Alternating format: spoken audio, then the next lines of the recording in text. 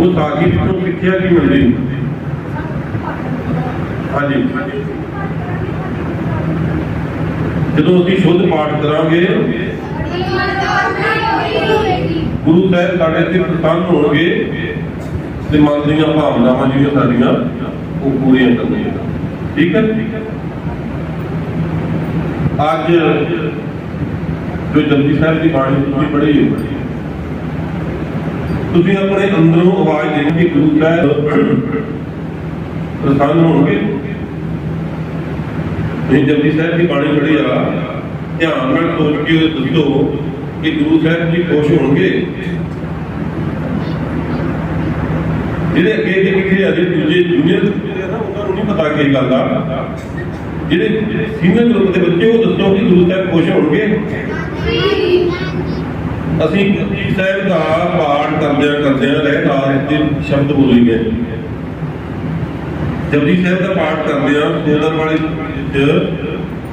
बहुत सारे रहरास नितनेम साहब के पाठ में जिहड़े आउंदे आ उन्हां दा उच्चारण कीता। जो कैंप तो पहला साडे मूँह ते गलतियां उसे तरह वो शब्दां का उच्चारण होया। इस करके होया क्लास में भी आउंदे रहे करके जो अभ्यास करना सी वो पुरानियां जिहड़ियां अशुद्ध शब्दां का उच्चारण साडी जबान ते चढ़िया होया। इस करके जे अभ्यास नहीं तो फिर असीं जीरो लैवल ते आ। जे अभ्यास नहीं तो अभ्यास आपां नहीं कीता जो तुहाडी परफॉर्मेंस देख के लग रहा ना वो अभ्यास असीं नहीं कीता। तो हुण एक एक बच्चा इत्थे दरबार सिंह को पहुंच के अपना नाम लिखा के सारे इकट्ठे नहीं उठे होना जिन्होंने विशरी या कविता बोलनी है ना वो ज्ञानी दरबार सिंह के कोल आण केवल एक एक बच्चा ये सारे इकट्ठे उठ के आ जे तुहाडी साडे वीर जिहड़े कवरेज कर रहे आ अज दे प्रोग्राम नूं यूट्यूब जो BS रैया के नाम से यूट्यूब चैनल चलता ਉਹਦੇ ਵਿੱਚ YouTube ਤੇ ਪਾਇਆ ਜਾਏਗਾ। ਭਾਵੇਂ ਕੋਈ ਕਿਸੇ ਵੀ ਦੇਸ਼ ਵਿੱਚ ਕਿਤੇ ਵੀ ਤੁਹਾਡਾ ਰਿਸ਼ਤੇਦਾਰ ਭੈਣ ਭਰਾ ਬੈਠਾ ਉੱਥੇ ਬੈਠ ਕੇ ਤੁਹਾਡੀ ਪਰਫਾਰਮੈਂਸ ਤੁਹਾਡਾ ਇਹ ਪ੍ਰੋਗਰਾਮ ਜਿਹੜਾ ਉਹ ਵੇਖ ਸਕੇਗਾ। तो बलविंदर सिंह रैया खुद वाले ये बड़ी बड़ी सेवा करते हैं। बहुत ही वधिया सुंदर इश्तिहार जिहड़े गुरमुख सिखलाई केंद्रां दे बना के सानूं दिंदे रहे ते इसे तरह रिकॉर्डिंग करके बच्चों दीआं जिहड़ियां सोहणियां कवितावां जिहड़ियां प्रभावशाली कवितावां ने उन्हां नूं वखरे तौर ते भी अलग करके पाउंदे ने ते लोकां दे विच संगतां दे विच उस बच्चे की पहचान बन जाती है। तो इस करके ये जो कवरेज की जाएगी तो जे असीं थोड़ा बादशाही शुद्ध जपजी साहब की बाणी पढ़न का जो उन्होंने हुक्म लाया सी आउंदी साथी नहीं आउंदी आओ जी का खालसा वाहिगुरू जी की फतेह। एक बार श्री गुरु हरगोबिंद साहिब जी ने अपने सिखां नूं कहा कि कोई तुहाडे विचों मैनूं श्री जपजी साहिब की बाणी श्री गुरु नानक देव जी की बाणी जपजी साहिब शुद्ध रूप नाल सुनावेगा। सिख डरदे सी कि साडी बाणी उन्हां चों गलत ना होवे।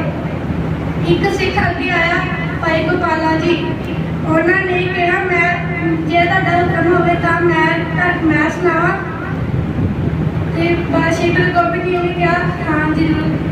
ते बाद श्री गुरु गोबिंद जी नूं श्री भाई गोपाला जी सुनाउण लगे ते मूल रूप नाल सुनाउंदे पए सी ते आदि च आण के वो सोचण लगे कि जे मैं श्री गुरु हरगोबिंद सिंह जी नूं प्रसन्न कर देवां तां मैनूं अपनी मनमर्जी का इनाम मिलेगा। ते श्री गुरु हरगोबिंद जी सोच ਸੋਚਦੇ ਸੀ ਕਿ ਜੇ ਇਸਨੇ ਮੈਨੂੰ ਪਸੰਦ ਕਰ ਦਿੱਤਾ ਮੈਂ ਇਸ ਨੂੰ ਦਾਂਗੀ ਤੇ ਸਾਨੂੰ ਵਾਹਿਗੁਰੂ ਜੀ ਮਨਮਰਜ਼ੀ ਦੀ ਸਾਡੀ ਚੀਜ਼ ਹੋਵੇ ਜਾਂ ਫਿਰ ਆਪਣੇ ਜਿੱਦਾਂ ਸਮਝੋ ਮਨਮਰਜ਼ੀ ਸਾਡੀ ਜੋ ਵੀ ਮਨ ਚ ਹੋਣਾ ਕਿ ਸਾਡੀ ਮਨੋਕਾਮਨਾ ਪੂਰੀ ਕਰਨੀ ਹੈ। ਵਾਹਿਗੁਰੂ ਜੀ ਦਾ ਖਾਲਸਾ ਵਾਹਿਗੁਰੂ ਜੀ ਕੀ ਫਤਿਹ।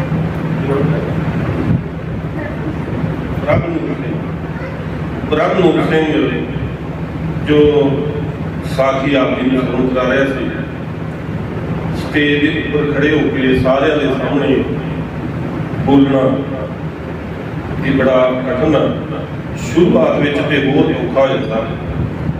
ਸਾਖੀ ਤੇ ਸਾਰੇ ਆ ਗਏ ਸੀ, ਪਰ ਸਟੇਜ ਦੇ ਉੱਪਰ ਜੋ ਪ੍ਰਭਾਵ ਅਸੀਂ ਕਬੂਲ ਲੈਂਦੇ, ਜੋ ਪਹਿਲੀ ਵਾਰ ਇਹ ਬੱਚਾ ਸਟੇਜ ਦੇ ਉੱਪਰ ਬੋਲ ਰਿਹਾ ਸੀ, ਇਸ ਕਰਕੇ ਉਹਨੇ ਥੋੜਾ ਸੰਖੇਪ ਵਿੱਚ ਵੀ ਤੇ ਉਹਦੇ ਸ਼ਬਦਾਂ ਦੇ ਵਿੱਚ ਵੀ ਜਿਹੜੀ ਅਦਲਾ ਬਦਲੀ ਹੋਣ ਦਾ ਕਾਰਨ ਕਿ ਪਹਿਲੀ ਵਾਰ ਸਟੇਜ ਤੇ ਬੋਲਣਾ। ਸਟੇਜ ਤੇ ਮੇਰਾ ਬੁਲਾਉਣ ਦਾ ਕਾਰਨ ਇਹ ਹੈ ਕਿ ਅਸੀਂ ਹੌਲੀ ਹੌਲੀ ਅੱਜ ਥੋੜਾ ਸਾਨੂੰ ਡਰ ਲੱਗੇਗਾ, ਹੌਲੀ ਹੌਲੀ ਕੋਈ ਡਰ ਜਿਹੜਾ ਖਤਮ ਹੋ ਜਾਂਦਾ, ਫਿਰ ਅਸੀਂ ਚੰਗੇ ਬੁਲਾਰੇ ਬਣ ਜਾਂਦੇ ਹਾਂ। ਸਟੇਜ ਤੇ ਕਿਤੇ ਵੀ ਸਾਨੂੰ ਮੌਕਾ ਮਿਲੇ ਅਸੀਂ ਆਪ ਖੁਦ ਮੌਕਾ ਲੱਭਦੇ ਰਹਿੰਦੇ ਹਾਂ ਕਿ ਸਾਨੂੰ ਸਟੇਜ ਤੇ ਜਿਹੜਾ ਵੀ ਸਿੱਖ ਗੁਰਬਾਣੀ ਮੰਨ ਲਾ ਕੇ ਸਪਸ਼ਟ ਲੈ ਦੇ ਵਿੱਚ ਸ਼ੁੱਧ ਰੂਪ ਵਿੱਚ ਬਾਣੀ ਪੜ੍ਹੇਗਾ, ਉਸ ਸਿੱਖ ਦੇ ਨਾਲ ਗੁਰੂ ਸਾਹਿਬ ਜੀ ਬਹੁਤ ਪਿਆਰ ਕਰਦੇ ਆ। ਜਿਹੜਾ ਲਾਪਰਵਾਹੀ ਦੇ ਵਿੱਚ ਬਾਣੀ ਪੜ੍ਹੇਗਾ, ਜਿਵੇਂ ਆਪਾਂ ਹੁਣ ਗੁਰਕਾ ਸਾਹਿਬ ਸਾਡੇ ਹੱਥਾਂ ਵਿੱਚ ਸਨ, ਅੱਖਾਂ ਨਾਲ ਦੇਖ ਰਹੇ ਅੱਖਰ, ਆਪਾਂ ਸਾਹਮਣੇ ਸਾਡੇ ਅੱਖਰ ਹੁੰਦੇ, ਸ਼ਬਦ ਹੁੰਦੇ ਆ, ਪਰ ਫਿਰ ਵੀ ਅਸੀਂ ਸ਼ਬਦ ਕੁਝ ਦਾ ਕੁਝ ਭਾਵੇਂ ਨੂੰ ਪਾਵੇਂ ਬੋਲ ਰਹੇ ਆ। ਇਦਾਂ ਬਲੌਂਕੜ ਜਿਹੜੇ ਆ ਕਿਤੇ ਕੋਲੋਂ ਲਾ ਰਹੇ ਆ, ਕਿਤੇ ਲੱਗੇ ਹੋਏ ਹਟਾ ਰਹੇ ਆ, ਕੂੜਿਆਰ ਨੂੰ ਕੂੜਿਆਰ ਕਹਿ ਰਹੇ ਆ। ਜੇ ਗੁਰੂ ਦੀ ਖੁਸ਼ੀ ਲੈਣੀ ਆ ਨਾ, ਜੇ ਗੁਰੂ ਸਾਹਿਬ ਜੀ ਦੀ ਪ੍ਰਸੰਨਤਾ ਲੈਣੀ ਆ ਤੇ ਫਿਰ ਸਾਨੂੰ ਮਿਹਨਤ ਤੇ ਕਰਨੀ ਪਵੇ, ਮਿਹਨਤ ਤੋਂ ਬਿਨਾਂ ਨਹੀਂ। ਇਹ ਇੱਕ ਬਹੁਤ ਵਧੀਆ ਇੱਕ ਮੌਕਾ ਸਾਡੇ ਕੋਲ ਸੀ ਜਿਸ ਵਿੱਚ ਅਸੀਂ, ਬਾਕੀ ਇਹ ਨਹੀਂ ਕਿ ਤੁਹਾਨੂੰ ਪਤਾ ਨਹੀਂ, ਤੁਹਾਨੂੰ ਸਾਰੇ ਕੋਲ ਨਿਯਮਾਂ ਦਾ ਸਿਆਰੀ ਬਿਹਾਰੀ ਦੇ ਉਚਾਰਨ ਦਾ, ਔਂਕੜ ਦਲੋਂਕੜ ਦੇ ਉਚਾਰਨ ਦਾ ਪਤਾ ਜ਼ਰੂਰ ਲੱਗ ਗਿਆ, ਪਰ ਅਭਿਆਸ ਨਾ ਹੋਣ ਕਰਕੇ ਅੱਜ ਦੀ ਸਾਡੀ ਪਰਫਾਰਮੈਂਸ ਜਿਹੜੀ ਹੈ ਨਾ ਉਹ ਬਹੁਤ ਜ਼ਿਆਦਾ ਵਧੀਆ ਹੋਈ। ਇਸ ਕਰਕੇ ਜਦੋਂ ਵੀ ਘਰ ਆਪਾਂ ਪਾਠ ਕਰੀਏ, ਨਿੱਤ ਪਾਠ ਕਰੀਏ, ਬਿਨਾਂ ਰਾਗਾ ਪਾਠ ਕਰੀਏ ਸਵੇਰੇ ਸ਼ਾਮ, ਤੇ ਫਿਰ ਸਾਡਾ ਹੌਲੀ ਹੌਲੀ ਆਪਣੇ ਆਪ ਪਾਠ ਵਿੱਚ ਸ਼ੁੱਧਤਾ ਵੀ ਆਏਗੀ ਤੇ ਪਾਠ ਪੜ੍ਹਦੇ ਆ, ਪਾਠ ਕਰਦੇ ਆ, ਸਾਡੀ ਲੈ ਜਿਹੜੀ ਹੈ ਨਾ ਉਹ ਵੀ ਪ੍ਰਭਾਵਸ਼ਾਲੀ ਬਣ ਜਾਏਗੀ।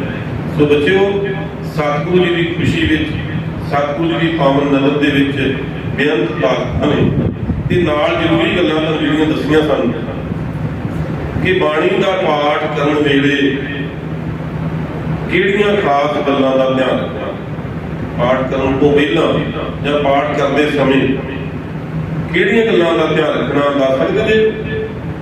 ਹਾਂਜੀ,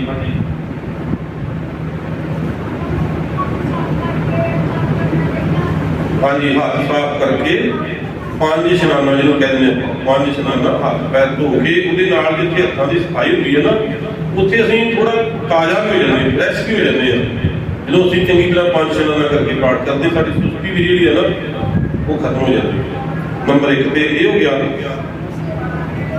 ਹਾਂਜੀ, ਸਿਰ ਢੱਕ ਕੇ ਬਾਣੀ ਦਾ ਸਤਿਕਾਰ ਆ, ਸਿਰ ਢੱਕ ਕੇ ਬਾਣੀ ਜਿਹੜੀ ਆ ਉਹ ਪੜ੍ਹਨੀ ਚਾਹੀਦੀ। ਹਾਂਜੀ, ਹਾਂਜੀ, ਬਾਣੀ ਪੜ੍ਹਦੇ ਸਮੇਂ ਸਾਡੇ ਹੱਥ ਨੱਕ ਨੂੰ, ਅੱਖਾਂ ਨੂੰ, ਮੂੰਹ ਨੂੰ, ਪੈਰਾਂ ਨੂੰ ਨਹੀਂ ਲੱਗਣੇ ਚਾਹੀਦੇ, ਕਿਉਂਕਿ ਉਹਨਾਂ ਹੱਥਾਂ ਦੇ ਨਾਲ ਹੀ ਅਸੀਂ ਗੁਰੂ ਸਾਹਿਬ ਖੜਿਆ ਹੁੰਦਾ ਜਾਂ ਪੜ੍ਹਨਾ ਹੁੰਦਾ। ਠੀਕ ਹੈ ਨਾ? ਹੋਰ ਵੀ ਗੱਲਬਾਤ?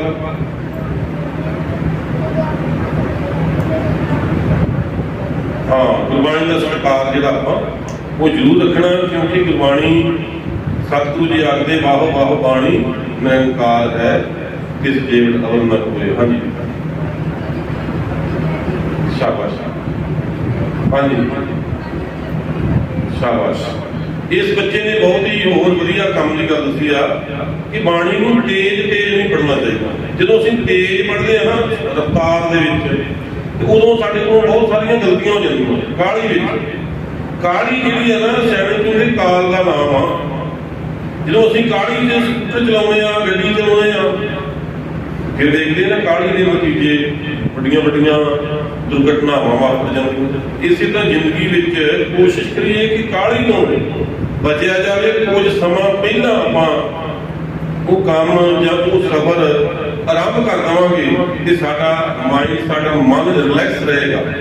ਟੈਨਸ਼ਨ ਵਿੱਚ ਨਹੀਂ ਆਵਾਂਗੇ ਕਿ ਅਸੀਂ ਲੇਟ ਹੋ ਗਏ, ਛੇਤੀ ਜਾਓ ਤੇ ਛੇਤੀ ਫਿਰ ਹੋਰ ਵੀ ਅੱਗੇ ਆ ਗਿਆ ਤੇ ਨੁਕਸਾਨ ਹੋਏਗਾ।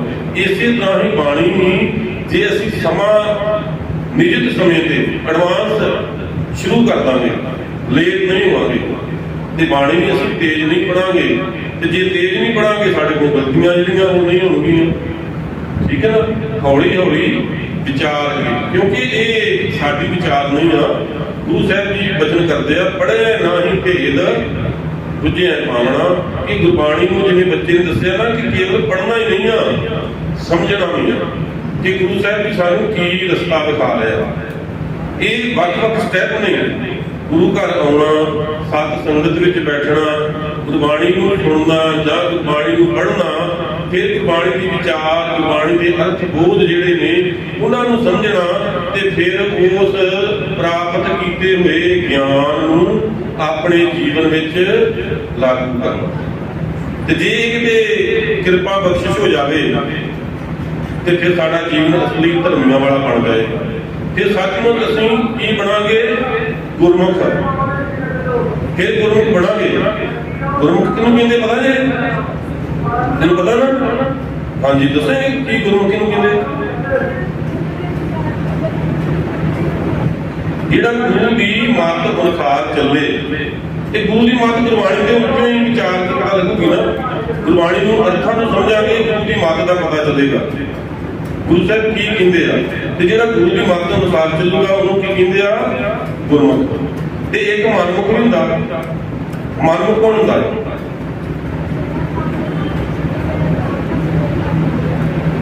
ਜਿਹੜਾ ਮਨ ਦੀ ਮੱਤ ਪਿੱਛੇ ਚੱਲੇ।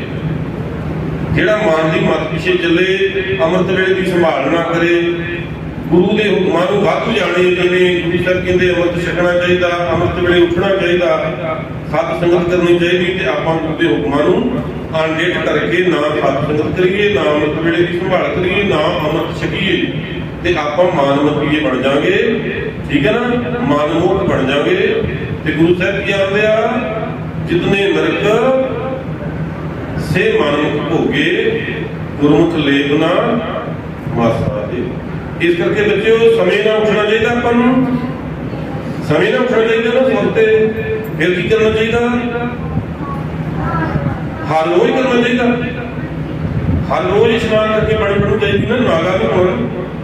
ਜੇ ਆਪਾਂ ਸੁਣਤੇ ਉੱਠਾਂਗੇ, ਟਾਈਮ ਨਾਲ ਉੱਠਾਂਗੇ, ਜਿੱਥੇ ਸਾਡੀ ਸੁਸਤੀ ਦੂਰ ਹੋਏਗੀ ਉੱਥੇ ਬਾਣੀ ਵੀ ਪੜਾਂਗੇ। ਫਰੈਸ਼ ਹੋਣ ਵਾਸਤੇ ਸੈਰ ਕਰਨ ਜਾ ਸਕਦੇ ਹਾਂ, ਕੋਈ ਐਕਸਰਸਾਈਜ਼ ਵੀ ਕਰ ਸਕਦੇ ਹਾਂ। ਸਕੂਲ ਦਾ ਜਿਹੜਾ ਪੈਂਡਿੰਗ ਪਿਆ ਸਾਡਾ ਹੋਮਵਰਕ ਆ ਉਹ ਵੀ ਅਸੀਂ ਨਿਪਟਾ ਸਕਦੇ ਹਾਂ ਸਮੇਂ ਨਾਲ ਉੱਠਾਂਗੇ। ਤੇ ਸਕੂਲ ਦਾ ਡਰ ਖਤਮ ਹੋ ਜਾਏਗਾ ਕਿ ਅੱਜ ਸਕੂਲ ਵਿੱਚ ਸਾਡੇ ਟੀਚਰ ਨੇ ਸਾਨੂੰ ਜਿਹੜਾ ਹੋਮਵਰਕ ਦਿੱਤਾ ਸੀ ਉਹ ਅਸੀਂ ਕੰਪਲੀਟ ਕਰਕੇ ਜਾ ਰਹੇ। ਖੁਸ਼ੀ ਹੋਵੇਗੀ, ਉਤਸ਼ਾਹ ਦੇ ਨਾਲ ਸਕੂਲ ਜਾਵਾਂਗੇ। ਇਸ ਕਰਕੇ ਅੰਮ੍ਰਿਤ ਵੇਲੇ ਉੱਠਣ ਦੇ ਬੜੇ ਲਾਭ ਆ। ਪਰ ਅੰਮ੍ਰਿਤ ਵੇਲੇ ਤਾਂ ਉੱਠਾਂਗੇ ਜੇ ਅਸੀਂ ਸਹੀ ਸਮੇਂ ਤੇ ਰਾਤ ਨੂੰ ਸੌਂ ਜਾਵਾਂਗੇ। ਤੇ ਜੇ ਕੇਵਲ ਮੋਬਾਈਲ ਤੇ ਗੇਮ ਖੇਡਦੇ ਰਹੇ, ਲੰਮਾ ਸਮਾਂ ਟੀਵੀ ਵੇਖਦੇ ਰਹੇ ਤੇ ਫਿਰ ਅੰਮ੍ਰਿਤ ਵੇਲੇ ਦੀ ਸੰਭਾਲ ਨਹੀਂ ਕਰ ਸਕਦੇ। ਠੀਕ ਹੈ ਨਾ। ਇਸ ਕਰਕੇ ਸਾਡਾ ਗੁਰਮਤਿ ਸਿਖਲਾਈ ਕੈਂਪ ਜਿਹੜਾ ਨਾ ਉਹਦਾ ਭਾਵ, ਉਹਦਾ ਮਤਲਬ ਇਹ ਆ ਕਿ ਸਾਡੇ ਜੀਵਨ ਵਿੱਚ ਕੋਈ ਤਬਦੀਲੀ ਆਵੇ। ਜੇ ਸਾਡੇ ਪਿਛਲੇ ਸਾਲ ਕਲਾਸ ਵਿੱਚੋਂ 70% ਨੰਬਰ ਆਏ ਸੀ, ਪਿਛਲੇ ਸਾਲ ਸਾਡੀ ਸਕੂਲ ਦੀ ਕਲਾਸ ਵਿੱਚੋਂ 70% ਨੰਬਰ ਆਏ ਸੀ ਤੇ ਐਤਕੀ ਘੱਟੋ ਘੱਟ ਜ਼ਿਆਦਾ ਨਹੀਂ ਤੇ 85 ਨੰਬਰ ਤੇ ਆਉਣ ਨਾ। ਕਿਉਂਕਿ ਜਦੋਂ ਅਸੀਂ ਅੰਮ੍ਰਿਤ ਵੇਲੇ ਉੱਠਣਾ ਸ਼ੁਰੂ ਕਰਾਂਗੇ ਸਾਡਾ ਹੋਮਵਰਕ ਕਦੀ ਪੈਂਡਿੰਗ ਨਹੀਂ ਪਏਗਾ। ਠੀਕ ਹੈ, ਕਿਉਂਕਿ ਸਕੂਲ ਦੀ ਪੜ੍ਹਾਈ ਸਾਡੇ ਵਾਸਤੇ ਬਹੁਤ ਜ਼ਰੂਰੀ ਆ। ਉਸ ਪੜ੍ਹਾਈ ਵਿੱਚੋਂ ਚੰਗੇ ਨੰਬਰ ਪ੍ਰਾਪਤ ਕਰਨੇ ਕੇਵਲ ਤੇ ਕੇਵਲ ਆਪਣੀ ਮਿਹਨਤ ਦੇ ਨਾਲ ਉਹ ਪ੍ਰਾਪਤ ਕੀਤੇ ਹੋਏ ਨੰਬਰ ਜਿਹੜੇ ਆ ਉਹ ਸਾਨੂੰ ਖੁਸ਼ੀ ਵੀ ਦੇਣਗੇ। ਕੇਵਲ ਖੁਸ਼ੀ ਨਹੀਂ ਦੇਣਗੇ, ਜ਼ਿੰਦਗੀ ਵਿੱਚ ਸਫਲਤਾਵਾਂ ਜਿਹੜੀਆਂ ਸਾਨੂੰ ਮਿਲਣਗੀਆਂ। ਕੋਈ ਵੀ ਸਾਡੀ ਜ਼ਿੰਦਗੀ ਵਿੱਚ ਟੈਸਟ ਆਏਗਾ, ਕੋਈ ਸਰਵਿਸ ਲੈਣ ਵਾਸਤੇ, ਕਿਸੇ ਹੋਰ ਦਾਖਲਾ ਲੈਣ ਵਾਸਤੇ, ਤੇ ਉਹ ਅਸੀਂ ਆਪਣੀ ਮਿਹਨਤ ਨਾਲ ਕੀਤੀ ਹੋਈ ਪੜ੍ਹਾਈ ਜਿਹੜੀ ਹੈ ਨਾ ਉਹ ਸਾਨੂੰ ਉਦੋਂ ਕੰਮ ਆਏਗੀ, ਉਦੋਂ ਵੀ ਚੰਗੇ ਨੰਬਰਾਂ ਨਾਲ ਪਾਸ ਹੋਵਾਂਗੇ। ਫਿਰ ਸਾਨੂੰ ਨਿਰਾਸ਼ਾ ਨਹੀਂ ਵੇਖਣੀ ਪਵੇਗੀ, ਪਛਤਾਉਣਾ ਨਹੀਂ ਪਵੇਗਾ। ਪਰਿਵਾਰ ਵਾਲੇ ਵੀ ਸਾਡੇ ਤੇ ਖੁਸ਼ ਰਹਿਣਗੇ ਤੇ ਗੁਰੂ ਸਾਹਿਬ ਵੀ ਸਾਡੇ ਤੇ ਖੁਸ਼ ਰਹਿਣਗੇ ਕਿ ਬੱਚਾ ਬੜਾ ਹੀ ਮਿਹਨਤੀ ਆ। ਸੋ ਬੱਚਿਓ, ਸਭ ਤੋਂ ਪਹਿਲਾਂ ਕਵੀਸ਼ਰੀ ਜਿਹੜੀ ਆ ਉਹ ਕਿਹੜਾ ਬੱਚਾ ਬੋਲੇਗਾ? ਸ਼ਾਬਾਸ਼। ਕੀ ਨਾਮ ਤੇਰਾ? ਹਾਂਜੀ, ਇਹ ਨਾਲੇ ਗੁਰਕੀਰਤ ਸਿੰਘ ਤੇ ਹੋਰ ਮੋਹਿਤਪਾਲ ਸਿੰਘ।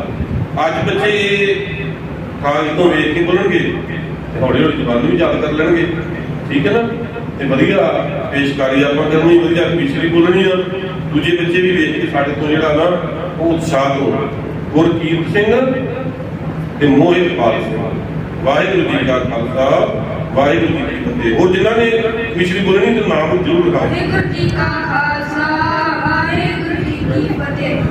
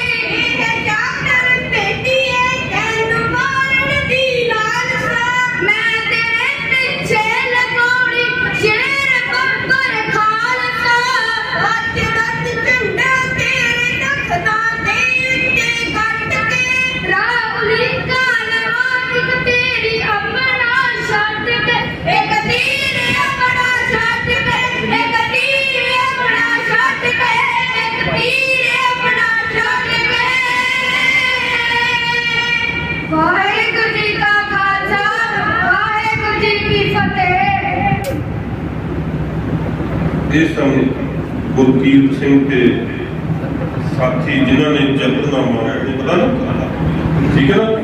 ਸੰਗਤ ਵਿੱਚ ਜਦੋਂ ਬੈਠਣਾ ਕਦੇ ਵੀ ਕੰਧ ਦੇ ਨਾਲ ਢੋਲ ਲਾ ਕੇ ਨਹੀਂ ਬੈਠਣਾ, ਠੀਕ ਹੈ। ਕਦੇ ਵੀ ਕੰਧ ਦੇ ਢੋਲ ਨਾਲ ਲਾ ਕੇ ਢੋਲ ਬੈਠਣਾ ਨਹੀਂ ਆ। ਨਾਲ ਦੂਸਰੀ ਜ਼ਰੂਰੀ ਗੱਲ ਕਿ ਗੁਰੂ ਦਰਬਾਰ ਦੇ ਵਿੱਚ ਗੁਰੂ ਸਾਹਿਬ ਜੀ ਦੇ ਸਨਮੁਖ ਸਾਹਮਣੇ ਬੈਠਦਾ ਜਸ਼ਨ ਕਰਨਾ। ਕਈ ਵਾਰ ਕੀ ਹੁੰਦਾ ਕਿ ਗੁਰੂ ਸਾਹਿਬ ਦਾ ਪ੍ਰਕਾਸ਼ ਆ ਤੇ ਪਿਛਲੀ ਕੰਧ ਦੇ ਨਾਲ ਦੂਜੇ ਪਾਸੇ ਜਾ ਕੇ ਢੋਲ ਲਾ ਕੇ ਬੈਠੇ ਹੁੰਦੇ ਆ, ਤੇ ਉਹ ਵੀ ਜਿਹੜਾ ਸੰਗਤ ਵਿੱਚ ਵਧੀਆ ਲਾਹਾ ਲੈਣ ਵਾਲੀ ਗੱਲ ਨਹੀਂ, ਚੰਗਾ ਪ੍ਰਭਾਵ ਨਹੀਂ ਪੈਂਦਾ। ਜੋ ਅਸੂਲ, ਜੋ ਅਨੁਸ਼ਾਸਨ ਗੁਰੂ ਸਾਹਿਬ ਦੀ ਗੁਰੂ ਦਰਬਾਰ ਦੀ ਸ਼ਾਨ ਉਦੋਂ ਬਣਦੇ ਆ ਜਦੋਂ ਗੁਰੂ ਸਾਹਿਬ ਜੀ ਦੇ ਸਨਮੁਖ ਬਿਲਕੁਲ ਸਿੱਧੇ ਹੋ ਕੇ ਲਾਈਨਾਂ ਦੇ ਵਿੱਚ ਆਪਾਂ ਬੈਠੇ ਹੋਈਏ। ਆਪਾਂ ਕਦੇ ਕਿਸੇ ਰਾਜੇ ਦੇ ਦਰਬਾਰ ਦੀ ਫਿਲਮਾਂ ਵਿੱਚ ਤਸਵੀਰ ਵੇਖੀ ਹੋਵੇ, ਕਿਸੇ ਰਾਜੇ ਦੇ ਦਰਬਾਰ ਦੀ ਬੱਚੇ ਫਿਲਮਾਂ ਵਿੱਚ ਤਸਵੀਰ ਵੇਖੀ ਹੋਵੇ ਨਾ, ਤੇ ਫਿਰ ਪਤਾ ਚੱਲ ਜਾਂਦਾ ਕਿ ਕਿਵੇਂ ਉਸ ਰਾਜੇ ਦੇ ਦਰਬਾਰ ਵਿੱਚ ਉਹਦੇ ਦਰਬਾਰੀ, ਉਹਦੇ ਸੈਨਿਕ ਜਾਂ ਹੋਰ ਲੋਕ ਕਿੰਨੇ ਵਧੀਆ ਸੁਚੇਤ ਹੋ ਕੇ ਬੈਠਦੇ। ਰਾਜੇ ਦਾ ਪੂਰਾ ਪ੍ਰਭਾਵ ਡਰ ਹੁੰਦਾ। ਇਸੇ ਤਰ੍ਹਾਂ ਲੋਕ ਪਰਲੋਕ ਦੇ ਮਾਲਕ ਸ਼ਹਿਨਸ਼ਾਹ ਆਲਮ ਜਿਨ੍ਹਾਂ ਨੂੰ ਕਹਿੰਦੇ ਆ, ਪਾਤਸ਼ਾਹ ਦੇ ਪਾਤਸ਼ਾਹ ਜਿਨ੍ਹਾਂ ਨੂੰ ਕਹਿੰਦੇ ਆ, ਕੌਣ ਨੇ ਉਹ ਗੁਰੂ ਦਰਬਾਰ ਵਿੱਚ ਬੱਚੇ? ਜਿਨ੍ਹਾਂ ਨੂੰ ਗੁਰੂ ਦਰਬਾਰ ਵਿੱਚ ਜਿਨ੍ਹਾਂ ਨੂੰ ਰਾਜਿਆਂ ਦੇ ਰਾਜੇ ਮਹਾਰਾਜੇ ਆਖਦੇ, ਉਹ ਕੌਣ ਨੇ? ਐਸ ਦਰਬਾਰ ਦੇ ਵਿੱਚ, ਗੁਰੂ ਦਰਬਾਰ ਦੇ ਵਿੱਚ ਸ੍ਰੀ ਗੁਰੂ ਸ੍ਰੀ ਗੁਰੂ ਗ੍ਰੰਥ ਸਾਹਿਬ ਜੀ ਦਾ ਦਰਬਾਰ ਹੈ। ਇਸ ਕਰਕੇ ਗੁਰੂ ਸਾਹਿਬ ਜੀ ਨੂੰ ਆਪਾਂ ਮਹਾਰਾਜ, ਅਜਿਹੇ ਰਾਜੇ ਜਿਹੜੇ ਲੋਕ ਪਰਲੋਕ ਦੇ ਮਾਲਕ ਨੇ, ਇਉਂ ਮਨ ਵਿੱਚ ਪ੍ਰਭਾਵ ਪਾ ਕੇ ਗੁਰੂ ਸਾਹਿਬ ਜੀ ਦੀ ਸ਼ਾਨ ਵੀ ਬਣੇਗੀ, ਦਰਬਾਰ ਦੀ ਸ਼ਾਨ ਵਧੇਗੀ, ਸਾਡੇ ਤੇ ਸਤਿਗੁਰੂ ਜੀ ਦੀ ਕਿਰਪਾ ਹੋਵੇਗੀ। ਇਸ ਕਰਕੇ ਸੰਗਤ ਵਿੱਚ ਜਦੋਂ ਆਪਾਂ ਬੈਠਦੇ ਨਾ, ਜਦੋਂ ਪਹਿਲੇ ਦਿਨ ਕੈਂਪਰਾਂ ਹੋਇਆ ਸੀ, ਉਸ ਦਿਨ ਆਪਾਂ ਇਹਨਾਂ ਕੰਧਾਂ ਦੇ ਨਾਲ ਲੱਗੇ ਲੰਮੀ ਲਾਈਨ ਬਣਾਈ ਹੋਈ ਸੀ ਤੇ ਇਹ ਜਗ੍ਹਾ ਪਿਛਲੀ ਸਾਰੀ ਖਾਲੀ ਸੀ। ਇਸ ਕਰਕੇ ਨਾ ਬੈਕ ਸਾਈਡ ਤੇ ਬੈਠਣਾ ਤੇ ਨਾ ਕੰਧ ਦੇ ਨਾਲ ਆਪਾਂ ਢੋਲ ਲਾ ਕੇ ਬੈਠਣਾ, ਤਾਂ ਹੀ ਸੰਗਤ ਵਿੱਚ ਆ ਕੇ ਕੁਝ ਲੈ ਕੇ ਜਾਵਾਂਗੇ ਗੁਰੂ ਦਾ ਗਿਆਨ। ਪ੍ਰਭ ਨੂਰ ਸਿੰਘ ਤੇ ਕਰਮਜੀਤ ਸਿੰਘ ਉਹ ਕੇਸ਼ਰੀ ਆਪ ਜੀ ਨੂੰ ਸਰਵਣ ਕਰਾਉਣਗੇ। ਬੜੇ ਪਿਆਰ ਦੇ ਨਾਲ ਸਰਵਣ ਕਰੀਏ ਜੀ। ਵਾਹਿਗੁਰੂ ਜੀ ਕਾ ਖਾਲਸਾ, ਵਾਹਿਗੁਰੂ ਜੀ ਕੀ ਫਤਿਹ।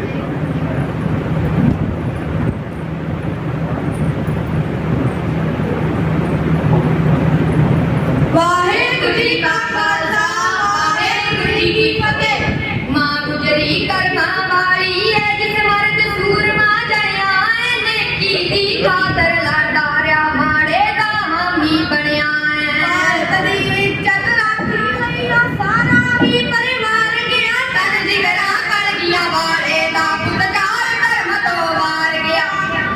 ਸੰਦਰਾਂ ਦੇ ਬਾਗ ਬਗੀਚੇ ਜੋ ਬਿਨ ਕੰਦਰਾਂ ਤੋਂ ਮੁਰਝਾ ਗਏ ਸੀ, ਲੈ ਆਇਆ ਕਿਰਨਾਂ ਨੂਰ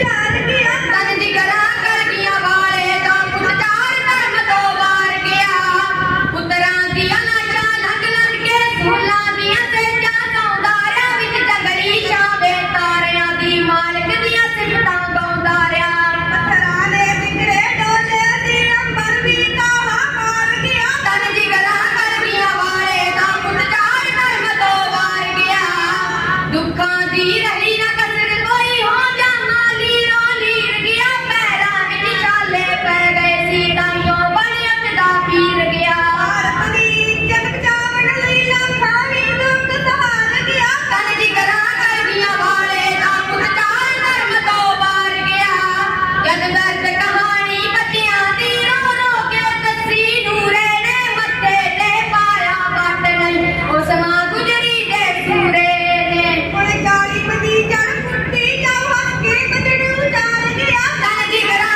ਕਰ ਗਿਆ ਵਾਲੇ ਦਾ ਪੁੱਤ ਚਾਰ ਧਰਮ ਤੋਂ ਵਾਰ ਗਿਆ ਪੁੱਤ ਚਾਰ ਧਰਮ ਤੋਂ ਵਾਰ ਗਿਆ ਪੁੱਤ ਚਾਰ ਧਰਮ ਤੋਂ ਵਾਰ ਗਿਆ ਵਾਹਿਗੁਰੂ ਜੀ ਕਾ ਖਾਲਸਾ ਵਾਹਿਗੁਰੂ ਜੀ ਕੀ ਫਤਿਹ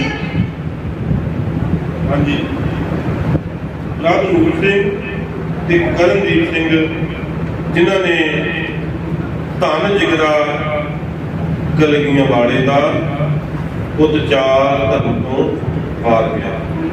ਬੜੀਆਂ ਹੀ ਭਾਵਪੂਰਤ ਲਾਈਨਾਂ ਨੇ, ਬੜੇ ਹੀ ਭਾਵਪੂਰਤ ਸ਼ਬਦ ਨੇ ਜੋ ਦਸ਼ਮੇਸ਼ ਪਾਤਸ਼ਾਹ ਸ੍ਰੀ ਗੁਰੂ ਗੋਬਿੰਦ ਸਿੰਘ ਮਹਾਰਾਜ ਜੀ ਦੇ ਜੀਵਨ, ਉਹਨਾਂ ਦੇ ਜੀਵਨ ਦੀ ਮਹਾਨਤਾ, ਉਹਨਾਂ ਦੇ ਜੀਵਨ ਦੇ ਪਾਰ ਉਤਾਰ ਦਰਸਾਉਂਦੇ ਨੇ। ਧਿਆਨ ਦੇ ਨਾਲ ਉਹਨਾਂ ਸ਼ਬਦਾਂ ਨੂੰ ਸੁਣੀਏ। ਜਦੋਂ ਆਪਾਂ ਕੇਸ਼ਰੀ ਗਾਇਨ ਕਰਦੇ ਹਾਂ, ਜਿੱਥੇ ਗਾਇਨ ਕਰਨ ਵਾਲਾ ਉਹਨਾਂ ਸ਼ਬਦਾਂ ਨੂੰ ਮੁੱਖ ਰੱਖ ਕੇ ਗਾਇਨ ਕਰੇ, ਉੱਥੇ ਸਰੋਤਾ ਵੀ ਉਹਨਾਂ ਸ਼ਬਦਾਂ ਵੱਲ ਜੇ ਧਿਆਨ ਦੇਵੇ ਤੇ ਫਿਰ ਕੋਈ ਸਵਾਲ ਹੀ ਪੈਦਾ ਨਹੀਂ ਹੁੰਦਾ ਕਿ ਸੰਗਤ ਵਿੱਚ ਧਿਆਨ ਇੱਧਰ ਉੱਧਰ ਜਾਏਗਾ। ਕਿਉਂਕਿ ਜਦੋਂ ਅਸੀਂ ਮਨ ਨੂੰ ਟਿਕਾ ਕੇ, ਧਿਆਨ ਨੂੰ ਟਿਕਾ ਕੇ ਸੁਣਾਂਗੇ, ਕਿਉਂਕਿ ਉਹ ਜਿਹੜੇ ਰਾਈਟਰ ਹੁੰਦੇ ਨਾ, ਲਿਖਾਰੀ ਹੁੰਦੇ, ਜਿਵੇਂ ਕਿ ਕਵੀਸ਼ਰੀ ਲਿਖਣ ਵਾਲੇ, ਉਹਨਾਂ ਨੇ ਇਕੱਲਾ ਇਕੱਲਾ ਸ਼ਬਦ ਜਿਹੜਾ ਬੜਾ ਸੋਚ ਸਮਝ ਕੇ ਲਿਖਿਆ ਹੁੰਦਾ, ਬੜੇ ਉਹਦੇ ਭਾਵ ਅਰਥ ਡੂੰਘੇ ਹੁੰਦੇ ਨੇ। ਇਸ ਕਰਕੇ ਬੜੀਆਂ ਹੀ ਸੁੰਦਰ ਕਵਿਤਾਵਾਂ ਬੱਚੇ ਸਰਵਣ ਕਰਾ ਰਹੇ ਨੇ। ਤੇ ਬੱਚਿਓ, ਇੱਕ ਸਵਾਲ ਜਿਹੜਾ ਸੀ ਨਾ, ਉਹ ਤੁਹਾਨੂੰ ਪਾਇਆ ਗਿਆ ਤੇ ਬਹੁਤ ਸਾਰੇ ਬੱਚਿਆਂ ਨੇ ਉਹਦਾ ਉੱਤਰ ਵੀ ਜਿਹੜਾ ਉਹ ਠੀਕ ਦਿੱਤਾ ਤੇ ਕੁਝ ਬੱਚਿਆਂ ਨੇ ਉਹਨੂੰ ਚੰਗੀ ਤਰ੍ਹਾਂ ਸਮਝਿਆ ਨਹੀਂ। ਤੇ ਜਿਹੜਾ ਸਾਡੀ ਜ਼ਿੰਦਗੀ ਵਿੱਚ ਹਰ ਰੋਜ਼ ਅਸੀਂ ਉਹ ਕਰਮ ਕਰਦੇ ਹਾਂ, ਹਰ ਰੋਜ਼ ਕਰਮ ਕਰਦੇ ਹਾਂ, ਤੇ ਉਹਦੇ ਬਾਰੇ ਸਾਨੂੰ ਚੰਗੀ ਤਰ੍ਹਾਂ ਨੌਲੇਜ, ਗਿਆਨ ਹੋਣਾ ਚਾਹੀਦਾ ਕਿ ਜੋ ਅਸੀਂ ਕਰ ਰਹੇ ਹਾਂ। ਕਹਿਣ ਤੋਂ ਭਾਵ ਸ੍ਰੀ ਗੁਰੂ ਗ੍ਰੰਥ ਸਾਹਿਬ ਜੀ ਨੂੰ ਜਦੋਂ ਅਸੀਂ ਮੱਥਾ ਟੇਕਦੇ ਹਾਂ, ਠੀਕ ਹੈ, ਮੱਥਾ ਜਦੋਂ ਟੇਕਦੇ ਹਾਂ ਤੇ ਉਸ ਮੱਥਾ ਟੇਕਣ ਦਾ ਕੀ ਭਾਵ, ਕੀ ਮੀਨਿੰਗ ਆ, ਕੀ ਅਰਥ ਆ, ਦੱਸ ਸਕਦੇ ਬੱਚਿਆਂ ਨੇ ਬਹੁਤ ਵਧੀਆ ਲਿਖਿਆ ਕਿਨਾਂ ਨੇ। ਹਾਂਜੀ, ਆਪਣੇ ਆਪ ਨੂੰ ਗੁਰੂ ਦੇ ਅੱਗੇ ਸਮਰਪਿਤ ਕਰ ਦੇਣਾ।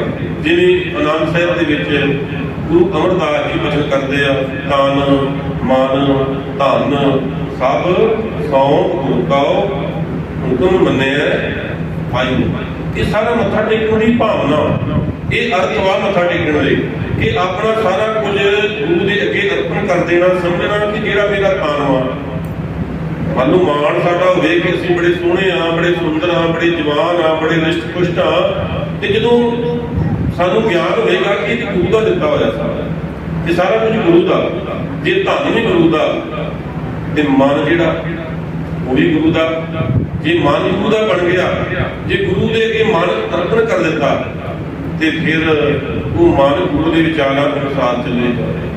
ਮਨ ਦੇ ਵਿੱਚੋਂ ਵਿਚਾਰ ਗੁਰੂ ਦੇ ਪੈਦਾ ਹੋਣਗੇ, ਉਹਨਾਂ ਅਨੁਸਾਰ ਸਾਡੇ ਸੰਸਕਾਰ ਬਣਨਗੇ। ਇਸ ਕਰਕੇ ਮੱਥਾ ਟੇਕਣ ਦਾ ਭਾਵ ਆ ਤਨ ਮਨ ਧਨ ਸਭ ਸੌਂਪ ਗੁਰੂ ਕਾ ਹੁਕਮ ਮੰਨਿਆ ਪਾਈਆ। ਗੁਰੂ ਸਾਹਿਬ ਜੀ ਦਾ ਹੁਕਮ ਮੰਨ ਕੇ ਅਸੀਂ ਪ੍ਰਾਪਤੀਆਂ ਕਰ ਸਕਦੇ ਹਾਂ। ਇਸ ਕਰਕੇ ਜਦੋਂ ਵੀ ਮੱਥਾ ਟੇਕੀਏ, ਆਪਣੇ ਮਨ ਦੀ ਮੱਤ ਨੂੰ ਆਪਣਾ ਆਪਾ ਸਮਰਪਿਤ ਕਰਕੇ ਸਤਿਗੁਰੂ ਨਾਲ ਵਾਅਦਾ ਕਰੀਏ ਕਿ ਸਤਿਗੁਰੂ ਜੀ, ਅਸੀਂ ਜੋ ਵੀ ਆਪ ਜੀ ਦਾ ਹੁਕਮ ਸਰਵਣ ਕਰਾਂਗੇ, ਆਪ ਜੀ ਦੇ ਦਰ ਤੇ ਆਏ ਹਾਂ, ਆਪ ਜੀ ਦੇ ਗਿਆਨ ਅਨੁਸਾਰ ਸਾਡਾ ਅੱਜ ਤੋਂ ਬਾਅਦ ਜੀਵਨ ਹੋਵੇਗਾ। ਤੇ ਜਿਹੜੇ ਕੇਵਲ ਮੱਥਾ ਟੇਕਣ ਦੇ ਤੱਕ ਸੀਮਿਤ ਨੇ, ਗੁਰੂ ਦੇ ਹੁਕਮਾਂ ਨੂੰ ਸਰਵਣ ਨਹੀਂ ਕਰਨਾ, ਪਰਿਕਰਮਾ ਕੀਤੀਆਂ, ਮੱਥਾ ਟੇਕਿਆ, ਘਰ ਨੂੰ ਚਲੇ ਗਏ। ਜਦੋਂ ਗਿਆਨੀ ਜੀ ਨਿਤਨੇਮ ਕਰਦੇ ਆ ਜਾਂ ਕੀਰਤਨ ਕਰਦੇ ਗੁਰੂ ਘਰ ਵਿੱਚ, ਉਦੋਂ ਨਹੀਂ ਆਏ। ਆਪਣੇ ਮਨ ਦੇ ਅਨੁਸਾਰ ਜਦੋਂ ਮਰਜ਼ੀ ਆ ਗਏ। ਸਕੂਲ ਦੇ ਵਿੱਚ ਜਦੋਂ ਟੀਚਰ ਸਾਨੂੰ ਪੜ੍ਹਾ ਰਿਹਾ ਉਸ ਸਮੇਂ ਜਾਵਾਂਗੇ, ਸਕੂਲ ਦਾ ਸਹੀ ਟਾਈਮ ਆ, ਸਕੂਲ ਕਦੋਂ ਆਰੰਭ ਹੁੰਦਾ, ਅਸੈਂਬਲੀ ਕਦੋਂ ਹੁੰਦੀ ਆ, ਤੇ ਫਿਰ ਤੇ ਕੁਝ ਸਿੱਖਾਂਗੇ। ਜੇ ਸਕੂਲ ਦੀ ਸਮਾਪਤੀ ਹੋ ਜਾਵੇ, ਕਲਾਸ ਨਾ ਲੱਗ ਰਹੀ ਹੋਵੇ ਤੇ ਆਪਾਂ ਘੁੰਮ ਫਿਰ ਕੇ ਸਕੂਲ ਤੋਂ ਘਰ ਆ ਜਾਈਏ ਤੇ ਫਿਰ ਪਾਸ ਹੋਵਾਂਗੇ ਚੰਗੇ ਨੰਬਰਾਂ ਨਾਲ? ਨਹੀਂ ਨਾ। ਇਸ ਕਰਕੇ ਜਦੋਂ ਗੁਰੂ ਘਰ ਵਿਖੇ ਰੋਜ਼ਾਨਾ ਦਾ ਨਿਤਨੇਮ ਚੱਲਦਾ, ਕੀਰਤਨ ਚੱਲਦਾ, ਭਾਵੇਂ ਕੋਈ ਸ਼ਾਮ ਜਾਂ ਸਵੇਰ, ਉਹ ਟਾਈਮ ਤੇ ਆ ਕੇ ਘੜੀ ਬਹਿ ਕੇ ਆਪਾਂ ਕੋਈ ਬਾਣੀ ਸੁਣੀਏ। ਬਾਣੀ ਵਿੱਚੋਂ ਜੋ ਸਾਨੂੰ ਹੁਕਮ ਗੁਰੂ ਸਾਹਿਬ ਜੀ ਦੇ ਮਿਲਦੇ, ਉਹਦੇ ਅਨੁਸਾਰ ਯਤਨ ਕਰੀਏ, ਗੁਰੂ ਸਾਹਿਬ ਜੀ ਨਾਲ ਵਾਅਦਾ ਕਰੀਏ ਕਿ ਸਤਿਗੁਰੂ ਜੀ ਜੋ ਅਸੀਂ ਸੁਣਿਆ, ਕਿਉਂਕਿ ਜਦੋਂ ਵਾਪਸੀ ਤੇ ਗੁਰੂ ਘਰ ਵਿੱਚੋਂ ਅਸੀਂ ਜਾਂਦੇ ਉਦੋਂ ਫੇਰ ਮੱਥਾ ਟੇਕਦੇ ਹਾਂ। ਉਹ ਮੱਥਾ ਟੇਕਣ ਦਾ ਭਾਗ ਇਹ ਹੈ ਕਿ ਸਤਿਗੁਰੂ ਜੀ ਜੋ ਸੁਣਿਆ ਅਸੀਂ ਉਹਦੇ ਮੁਤਾਬਕ ਸਾਡਾ ਜੀਵਨ ਹੋਵੇਗਾ। ਤੇ ਜੇ ਇਸ ਤਰ੍ਹਾਂ ਨਹੀਂ ਆ, ਕੇਵਲ ਤੇ ਕੇਵਲ ਰਸਮ ਪੂਰੀ ਕਰਨ ਵਾਸਤੇ ਆਏ ਹਾਂ ਤੇ ਗੁਰੂ ਸਾਹਿਬ ਕਹਿੰਦੇ ਸਲਾਮ ਜਵਾਬ ਦੋਵੇਂ ਕਰੇ ਮੈਨੂੰ ਦਿੱਤਾ ਜਾਏ। ਸਲਾਮ ਵੀ ਕੀਤੀ, ਗੁਰੂ ਦਾ ਹੁਕਮ ਵੀ ਨਾ ਮੰਨਿਆ ਤੇ ਫਿਰ ਕੋਈ ਵੀ ਪ੍ਰਾਪਤੀ ਨਹੀਂ ਹੈ। ਇਸ ਕਰਕੇ ਅਸੀਂ ਸਾਰਿਆਂ ਨੇ ਇਸ ਵਿਚਾਰ ਵੱਲ ਧਿਆਨ ਜ਼ਰੂਰ ਦੇਣਾ ਕਿ ਸਤਿਕਾਰ ਸਹਿਤ ਮੱਥਾ ਟੇਕਣਾ, ਰਾਸ਼ ਹੋਵੇ, ਜੇ ਸੰਗਤ ਵਧੇਰੇ ਹੋਵੇ ਤੇ ਆਪਣੀ ਵਾਰੀ ਦੀ ਉਡੀਕ ਕਰਨੀ ਆ, ਨਾ ਕਿ ਧੱਕੇ ਮਾਰ ਕੇ ਜਲਦੀ ਜਲਦੀ ਅੱਗੇ ਜਾਣ ਦੀ ਕਰਨਾ। ਠੀਕ ਹੈ ਨਾ। ਜੇ ਗੁਰਦੁਆਰਾ ਸਾਹਿਬ ਸਮਾਗਮ ਦੀ ਸਮਾਪਤੀ ਹੋਈ ਆ ਤੇ ਉਸ ਸਮੇਂ ਵੀ ਅਸੀਂ ਯਤਨ ਨਹੀਂ ਕਰਨਾ ਕਿ ਸਾਰਿਆਂ ਤੋਂ ਪਹਿਲਾਂ ਬਾਹਰ ਚਲੇ ਜਾਈਏ। ਉਸ ਸਮੇਂ ਵੀ ਆਪਾਂ ਆਪਣੀ ਵਾਰੀ ਦੀ ਉਡੀਕ ਕਰਨੀ ਆ, ਭਾਵੇਂ ਕੜਾਹ ਪ੍ਰਸ਼ਾਦ ਪਤਾਇਆ ਜਾ ਰਿਹਾ ਜਾਂ ਲੰਗਰ ਵਿੱਚ ਵੀ ਆਪਾਂ ਹੈਗੇ ਆ। ਸੋ ਹੁਣ ਪ੍ਰਭਜੋਤ ਸਿੰਘ ਜੋ ਕਵਿਤਾ ਆਪ ਜੀ ਨੂੰ ਸੁਣ ਕਰਾਏਗਾ, ਸੋ ਸਾਰਿਆਂ ਨੇ ਧਿਆਨ ਦੇ ਨਾਲ ਸੁਣੀਏ। ਬੱਚਾ ਵਧੀਆ ਗਾਇਕ ਹੈ। ਵਾਹਿਗੁਰੂ ਜੀ ਕਾ ਖਾਲਸਾ, ਵਾਹਿਗੁਰੂ ਜੀ ਕੀ ਵਾਹਿਗੁਰੂ ਜੀ ਕਾ ਖਾਲਸਾ, ਵਾਹਿਗੁਰੂ ਜੀ ਕੀ ਫਤਿਹ। ਨੀਹਾਂ 'ਚ ਖਲੋਤੇ ਦਸ਼ਮੇਸ਼ ਦੇ ਦੁਲਾਰੇ ਨੇ, ਨੀਹਾਂ 'ਚ ਖਲੋਤੇ ਦਸ਼ਮੇਸ਼ ਦੇ ਦੁਲਾਰੇ ਨੇ। ਨਿੱਕੇ ਨਿੱਕੇ ਸੋਹਣੇ ਸੋਹਣੇ ਕਿੰਨੇ ਪਿਆਰੇ ਪਿਆਰੇ ਨੇ, ਨਿੱਕੇ ਨਿੱਕੇ ਸੋਹਣੇ ਸੋਹਣੇ ਕਿੰਨੇ ਪਿਆਰੇ ਪਿਆਰੇ ਨੇ। ਗੰਗੂ ਪਾਪੀ ਗੁਰੂ ਘਰ ਵੱਲੋਂ ਮੁੱਖ ਫੇਰ ਕੇ, ਧੋਖੇ ਨਾਲ ਇਹਨਾਂ ਨੂੰ ਲਿਆਇਆ ਦੇਖੋ ਘੇਰ ਕੇ ਕਮਾਇਆ ਇਸ ਕਰਮਾਂ ਦੇ ਮਾਰੇ ਨੇ। ਨੀਹਾਂ 'ਚ ਖਲੋਤੇ ਦਸ਼ਮੇਸ਼ ਦੇ ਦੁਲਾਰੇ ਨੇ, ਨੀਹਾਂ 'ਚ ਖਲੋਤੇ ਦਸ਼ਮੇਸ਼ ਦੇ ਦੁਲਾਰੇ ਨੇ। ਛੱਡ ਦਿਓ ਸਿੱਖੀ ਦਾ ਅਸੂਲ ਤੁਸੀਂ ਬੱਚਿਓ, ਕਰੋ ਇਸਲਾਮ ਨੂੰ ਕਬੂਲ ਤੁਸੀਂ ਬੱਚਿਓ। ਕਿਹੜਾ ਸਾਹਿਬ ਜਾਦਿਆਂ ਨੂੰ ਸੁਦੇ ਹਥਿਆਰੇ ਨੇ। ਨੀਹਾਂ 'ਚ ਖਲੋਤੇ ਦਸ਼ਮੇਸ਼ ਦੇ ਦੁਲਾਰੇ ਨੇ, ਨੀਹਾਂ 'ਚ ਖਲੋਤੇ ਦਸ਼ਮੇਸ਼ ਦੇ ਦੁਲਾਰੇ ਨੇ। ਜਾਨਾਂ ਤੋਂ ਵੀ ਵੱਧ ਅਸੀਂ ਸਿੱਖੀ ਨੂੰ ਪਿਆਰੇ ਨੇ, ਇਹਦੇ ਲਈ ਹੱਸ ਹੱਸ ਜਿੰਦੜੀਆਂ ਵਾਰੀਏ। ਸ਼ੇਰਾਂ ਦੀਆਂ ਪੁੱਤਾਂ ਕਦੋਂ ਹੌਸਲੇ ਹਾਰੇ ਨੇ। ਨੀਹਾਂ 'ਚ ਖਲੋਤੇ ਦਸ਼ਮੇਸ਼ ਦੇ ਦੁਲਾਰੇ ਨੇ, ਨੀਹਾਂ 'ਚ ਖਲੋਤੇ ਦਸ਼ਮੇਸ਼ ਦੇ ਦੁਲਾਰੇ ਨੇ। ਸ਼ੇਰ ਖਾਨੇ ਸੂਬੇ ਤਾਈ ਦਿੱਤੀ ਹੈ ਸਿੱਖਿਆ, ਬਾਲਾਂ ਨੂੰ ਨਹੀਂ ਮਾਰੀਦਾ ਕੁਰਾਨ ਵਿੱਚ ਲਿਖਿਆ। ਪਰ ਸੂਬੇ ਨਿਰਦੋਸ਼ ਨੀਹਾਂ 'ਚ ਖਲਾਰੇ ਨੇ, ਨੀਹਾਂ 'ਚ ਖਲੋਤੇ ਦਸ਼ਮੇਸ਼ ਦੇ ਦੁਲਾਰੇ ਨੇ, ਨੀਹਾਂ 'ਚ ਖਲੋਤੇ ਦਸ਼ਮੇਸ਼ ਦੇ ਦੁਲਾਰੇ ਨੇ।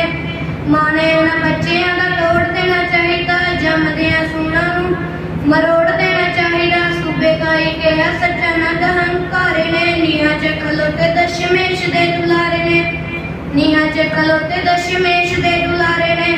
ਵਾਹਿਗੁਰੂ ਜੀ ਕਾ ਖਾਲਸਾ, ਵਾਹਿਗੁਰੂ ਜੀ ਕੀ ਫਤਿਹ।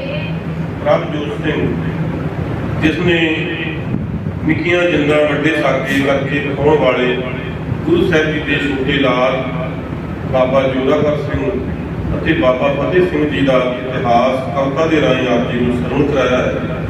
ਬੱਚਿਓ, ਬਹੁਤ ਹੀ ਮਹਾਨ ਇਤਿਹਾਸ ਹੈ। ਜ਼ਰੂਰ ਘਰ ਬੈਠ ਕੇ ਵੀ ਭਾਵੇਂ ਆਪਾਂ ਇੱਕ ਬੁੱਕ ਲੈ ਕੇ ਨਾ ਉਸ ਤੋਂ ਛੋਟੀਆਂ ਛੋਟੀਆਂ ਬੜੀਆਂ ਸੋਹਣੀਆਂ ਤਸਵੀਰਾਂ ਵਾਲੀਆਂ ਕਿਤਾਬਾਂ ਹੁੰਦੀਆਂ, ਉਹਨੂੰ ਜ਼ਰੂਰ ਲੈ ਕੇ ਪੜ੍ਹੀਏ ਤੇ ਸਾਨੂੰ ਮਾਣ ਹੋਵੇਗਾ ਕਿ ਅਸੀਂ ਅਜਿਹੇ ਧਰਮ ਦੇ ਨਾਲ ਸੰਬੰਧ ਰੱਖਦੇ ਹਾਂ ਜਿਸ ਧਰਮ ਦੇ ਇੰਨੀ ਛੋਟੀ ਉਮਰ ਵਿੱਚ ਵੱਡੀਆਂ ਲਾਸਾਨੀ ਕੁਰਬਾਨੀਆਂ ਕਰਨ ਵਾਲੇ ਯੋਧੇ ਪੈਦਾ ਹੋਏ ਹਨ। ਸੋ ਬੱਚਿਓ, ਸਾਡੇ ਹੱਥਾਂ ਵਿੱਚ ਨਾ ਇੱਕ ਗੜਾ ਪਿਆ ਹੁੰਦਾ, ਪਤਾ ਨਾ, ਇਹ ਸਾਡੇ ਪੰਜਾਂ ਟਿਕਾਣਿਆਂ ਵਿੱਚ ਸ਼ਾਮਲ ਹੈ। ਤੇ ਗੜਾ ਕਿਉਂ ਪਾਇਆ ਜਾਂਦਾ ਹੈ ਦੱਸ ਸਕਦੇ ਜੀ ਬੱਚਿਓ? ਸ਼ਾਬਾਸ਼, ਬਹੁਤ ਸਾਰੇ ਬੱਚਿਆਂ ਨੇ ਸਹੀ ਉੱਤਰ ਦਿੱਤੇ। ਗੜਾ ਕਿਉਂ ਪਾਇਆ ਜਾਂਦਾ ਹੈ? ਹਾਂਜੀ,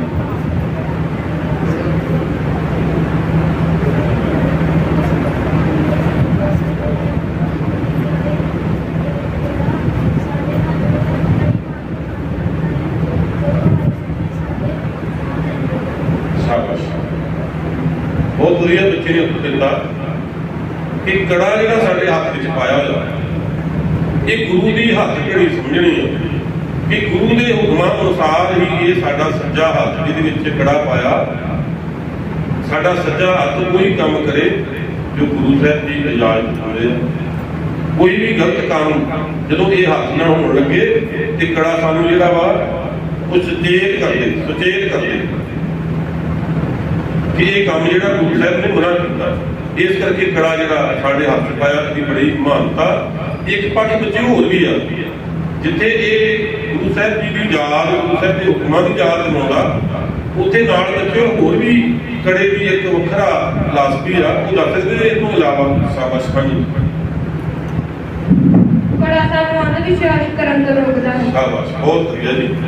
ਹਾਂਜੀ ਕੜਾ ਜਿੱਥੇ ਗੁਰੂ ਸਾਹਿਬ ਜੀ ਦੇ ਹੁਕਮਾਂ ਦੀ ਯਾਦ ਦਿਵਾਉਂਦਾ, ਉੱਥੇ ਅੰਧ ਵਿਸ਼ਵਾਸ ਕਿ ਸਿੱਖ ਜਿਹੜਾ ਕਿਸੇ ਪ੍ਰਕਾਰ ਦਾ ਵਹਿਮ ਭਰਮ ਨਹੀਂ ਕਰਦਾ।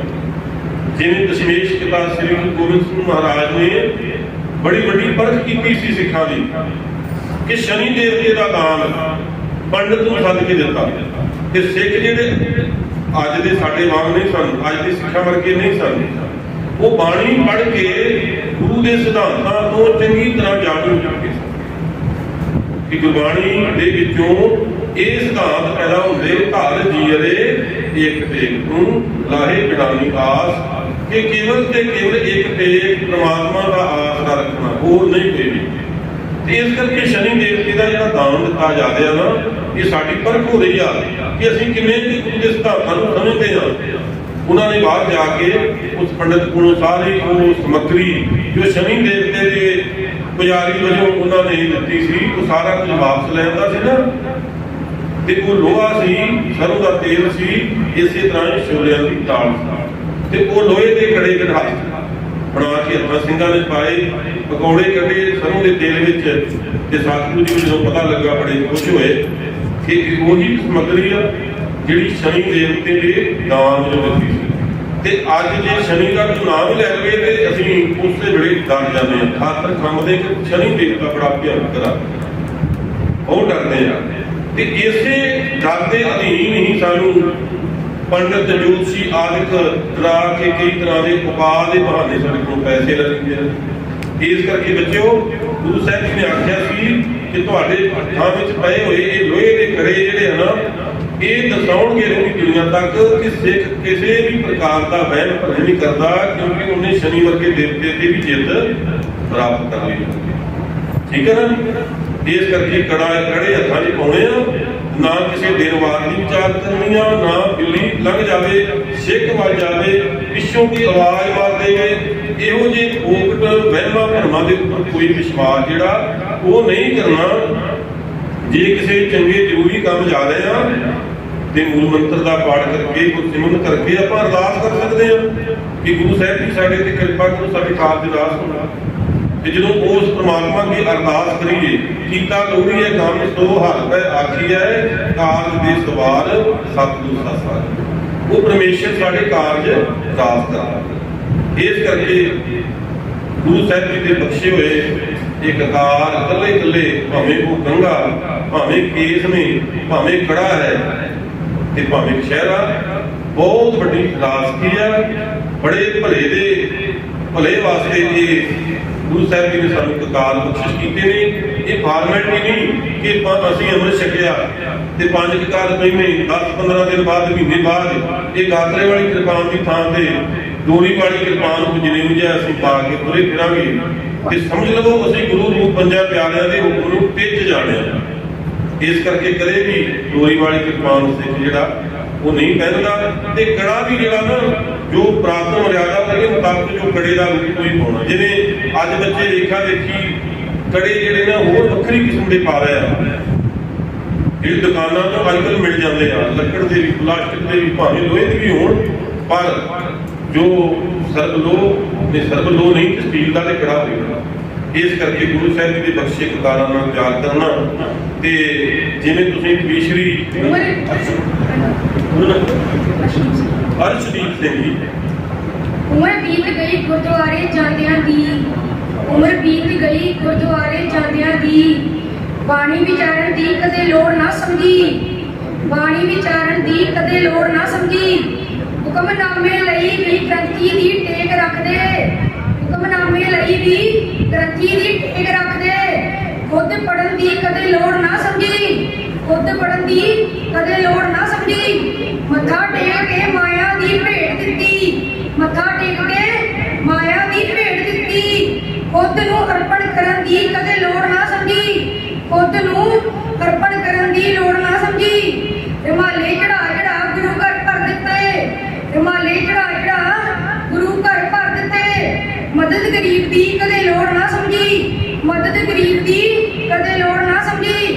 ਕੜਾਹ ਪ੍ਰਸ਼ਾਦ ਲੈ ਲੰਗਰ 'ਚ ਜਾ ਵੜਦੇ, ਕੜਾਹ ਪ੍ਰਸ਼ਾਦ ਲੈ ਲੰਗਰ 'ਚ ਜਾ ਵੜਦੇ। ਗੁਰੂ ਦੇ ਗਿਆਨ ਦੀ ਕਦੇ ਲੋੜ ਨਾ ਸਮਝੀ।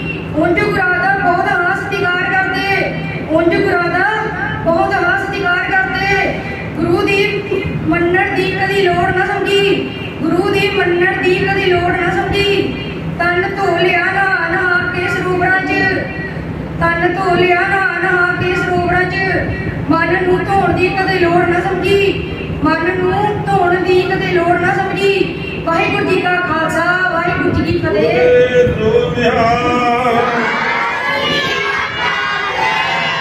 ਬੱਚਿਓ ਬਹੁਤ ਹੀ ਸੋਹਣੇ ਬੋਲ ਆ ਕਵਿਤਾ ਦੇ, ਗੱਲਾਂ ਸੁਣਨ ਵਾਲੀਆਂ ਤੇ ਸਮਝਣ ਵਾਲੀਆਂ। ਸੋ ਅੱਜ ਅਸ਼ਦੀਪ ਨੇ ਪਹਿਲੇ ਦਿਨ ਕਵਿਤਾ ਬੋਲੀ ਹੈ ਨਾ, ਮਨ ਅੰਦਰੋਂ ਡਰ ਰਿਹਾ ਸੀ। ਮੈਂ ਬੜੀ ਚਿਰ ਦਾ ਕਹਿ ਰਿਹਾ ਸੀ ਪਰ ਹੱਥ ਖੜੇ ਕਰੀ ਜਾ ਰਿਹਾ ਸੀ। ਸਾਡੇ ਹਰਦੇਵ ਸਿੰਘ ਜੀ ਗੜਗਾਜ, ਉਹਨਾਂ ਨੇ ਆਖਿਆ ਕਿ ਬੱਚਾ ਰਹਿ ਗਿਆ, ਰਹਿਣਾ ਨਹੀਂ ਚਾਹੀਦਾ। ਸੋ ਬਹੁਤ ਵਧੀਆ ਅੱਜ ਉਹਨੇ ਕਵਿਤਾ ਬੋਲੀ ਹੈ ਨਾ, ਆਉਣ ਵਾਲੇ ਸਮੇਂ 'ਚ ਆਪਣੇ ਆਪ ਟਾਈਮ ਮੰਗੇਗਾ। ਕਿਉਂਕਿ ਮੈਂ ਪਹਿਲਾਂ ਦੱਸਿਆ ਕਿ ਮਾਈਕ ਤੇ ਬੋਲਣਾ ਕੋਈ ਖੇਡ ਨਹੀਂ ਹੈ, ਬੜੀ ਔਖੀ ਕਹਾਣੀ ਹੁੰਦੀ ਹੈ। ਅਭਿਆਸ ਦੇ ਨਾਲ ਆਪਾਂ ਹੌਲੀ ਹੌਲੀ ਬੈਠ ਕੇ ਬੋਲਣਾ ਸਿੱਖਦੇ ਹਾਂ, ਸਾਡਾ ਡਰ ਜਿਹੜਾ ਉਹ ਲੱਗਦਾ। ਇਸ ਕਰਕੇ ਇਹ ਸਟੇਜ ਦੇ ਉੱਪਰ ਬੱਚੇ ਅਸੀਂ ਆਖਾਂਗੇ ਕਾਲਜ ਤੋਂ ਵੇਖ ਕੇ ਬੋਲ ਰਹੇ, ਨਹੀਂ, ਅੱਜ ਕਾਲਜ ਤੋਂ ਵੇਖ ਕੇ ਬੋਲ ਰਹੇ ਆ ਨਾ, ਤੇ ਉਹਨਾਂ ਦੇ ਅੰਦਰ ਬਹੁਤ ਸਾਰਾ ਉਤਸ਼ਾਹ ਤੇ ਵਿਸ਼ਵਾਸ ਪੈਦਾ ਹੋ ਗਿਆ, ਆਤਮ ਵਿਸ਼ਵਾਸ। ਇਹ ਕੋਈ ਵੱਡੀ ਗੱਲ ਨਹੀਂ ਆ ਕਿ ਅਸੀਂ ਸਟੇਜ ਤੇ ਬੋਲ ਸਕਦੇ ਹਾਂ। ਅੱਜ ਉਹਨਾਂ ਦੇ ਅੰਦਰ ਇਹ ਗੱਲ ਆ ਗਈ। ਸੋ ਆਉਣ ਵਾਲੇ ਸਮੇਂ 'ਚ ਹੋ ਸਕਦਾ ਇਹਨਾਂ ਨੂੰ ਚੰਗੇ ਬੁਲਾਰੇ, ਚੰਗੇ ਲੈਕਚਰਰ, ਚੰਗੇ ਵਧੀਆ ਕਥਾਵਾਚਕ, ਚੰਗੇ ਵਧੀਆ ਕਮਿਸ਼ਨਰ, ਚੰਗੇ ਕਵੀ ਜਿਹੜੇ ਉਹ ਪੈਦਾ ਹੋਣ।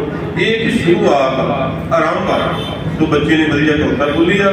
ਹੁਣ ਆਪ ਜੀ ਦੇ ਨਾਲ, ਆਪ ਜੀ ਦੇ ਰੂਬਰੂ ਗਿਆਨੀ ਦਿਲਬਾਗ ਸਿੰਘ ਜੀ ਕਾਲੇ ਜੀ ਅਤੇ ਗਿਆਨੀ ਪਰਮਪ੍ਰੀਤ ਸਿੰਘ ਜੀ ਮੀਆਂ ਧਨੇਰ ਵਾਲੇ ਆਪ ਜੀ ਨੂੰ ਕਮਿਸ਼ਨਰੀ ਸਰਵਣ ਕਰਾਉਣਗੇ। ਰੋਜ਼ ਬਨਗੀ ਮਾਤਰ ਸਾਡੇ ਦਰਮਿਆਨ ਗਿਆਨੀ ਰਣਜੀਤ ਸਿੰਘ ਜੀ, ਜਿਹੜੇ ਕਿ ਹੈ ਟੀਚਰ ਨੇ ਵਡਾਲਾ ਕਲਾਂ ਵਿਖੇ, ਉਹ ਵੀ ਜਿੱਥੇ ਕਲਾਸਾਂ ਲਾਉਂਦੇ ਰਹੇ ਬੱਚਿਆਂ ਦੀਆਂ, ਉੱਥੇ ਨਾਲ ਦੀ ਨਾਲ ਅੱਜ ਵੀ ਬੱਚਿਆਂ ਨੂੰ ਇਸ ਸਮਾਪਤੀ ਸਮਾਰੋਹ ਦੇ ਵਿੱਚ ਪਹੁੰਚੇ ਨੇ, ਬੱਚਿਆਂ ਨੂੰ ਸਨਮਾਨ ਕਰਨ ਵਾਸਤੇ। ਸੋ ਉਹ ਵੀ ਆਪ ਜੀ ਦੇ ਨਾਲ ਕੁਝ ਸਮੇਂ ਵਾਸਤੇ ਬਾਅਦ ਵਿੱਚ ਵਿਚਾਰ ਸਾਂਝੇ ਕਰਨਗੇ। ਵਾਹਿਗੁਰੂ ਜੀ ਕਾ ਖਾਲਸਾ, ਵਾਹਿਗੁਰੂ ਜੀ ਕੀ ਫਤਿਹ।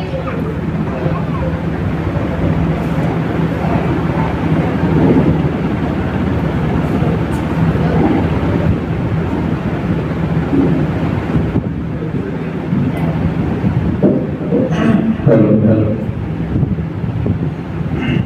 ਵਾਹਿਗੁਰੂ।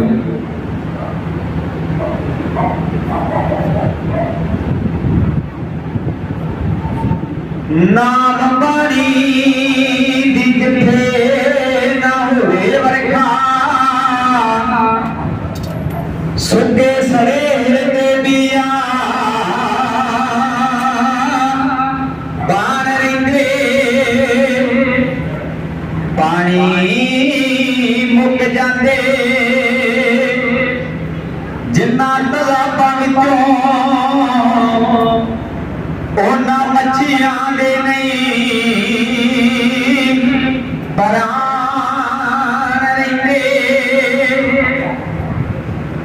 ਉੱਥੇ ਬਸੰਤ ਨਾ ਪਾਵੇ ਫੇਰਾ,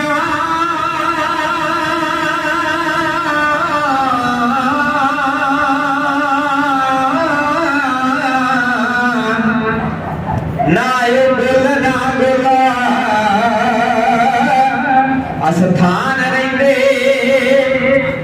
ਜਿਹੜੇ ਨਾਮ ਨਹੀਂ ਜਪਦੇ ਖਾਲਸਾ ਜੀ, मोया समान रहिंदे ओ बंदे जिउंदे ही मोया समान रहिंदे।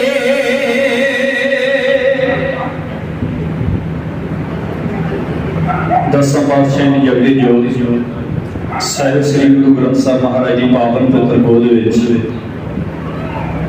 ਅੱਜ ਦੇ ਇਸ ਸਮਾਗਮ ਵਿੱਚ ਸਾਰੀ ਸੰਗਤ ਹਾਜ਼ਰੀ ਭਰ ਕੇ ਆਪਣੇ ਜੀਵਨ ਨੂੰ ਸਫਲ ਕਰ ਰਹੇ ਹੋ। ਆਓ ਮੌਕਾ ਪਵਿੱਤਰ ਕਰੋ। ਕੋਈ ਰਸਨਾ ਸੀ ਵਾਂਝੀ ਨਾ ਰਹੇ ਜੋ ਤੁਹਾਡੇ ਦੀ ਸਾਂਝ ਪਾ ਕੇ ਆਪਣੇ ਮੁਖ ਦੇ ਵਿੱਚੋਂ ਦੋ ਵਾਰੀ ਵਾਹਿਗੁਰੂ ਦਾ ਸਿਮਰਨ ਕਰ ਸਕੇ। ਅਦਬ ਸਤਿਗੁਰਾਂ ਨੂੰ ਅਸੀਸ ਝੁਕਾਓ, ਪਿਆਰ ਵਿੱਚ ਆਓ। ਕਲਗੀਧਰ ਪਾਤਸ਼ਾਹ ਦਾ ਬੁਲਾਇਆ ਹੋਇਆ ਨਾਰਾ ਉੱਚੀ ਆਵਾਜ਼ ਵਿੱਚ ਬੁਲੰਦ ਕਰੀਏ। आओ झुकाओ शीस बुलाओ फतेह आखो जी वाहिगुरू जी का खालसा वाहिगुरू जी की फतेह। पिछले कुछ दिनों तो बच्चों का गुरमत कैंप लगाया गया जिहदे विच प्रबंधक जनां दा ग्रंथी सिंह दा वीर हरदेव सिंह जी होना दा बलविंदर सिंह होना दा बड़ा वड्डा सहयोग रहा। सब तो वड्डा सहयोग उन्हां मापियां दा भी है जिन्हां मापियां ने अपने बच्चों को एन टाइम सिर तैयार करके इस क्लास में शामिल कराया।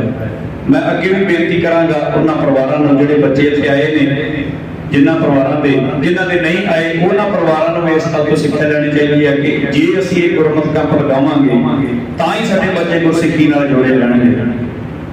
ते जिहड़े परिवारां दे बच्चे आए ने जां जिन्हां दे नहीं भी आए उन्हां लड़ी एक होर भी बेनती है कि ये ना समझना कि ये गुरमत कैंप समाप्त हो गया तो हुण इस काम नूं संकोच के तुसां रख देना।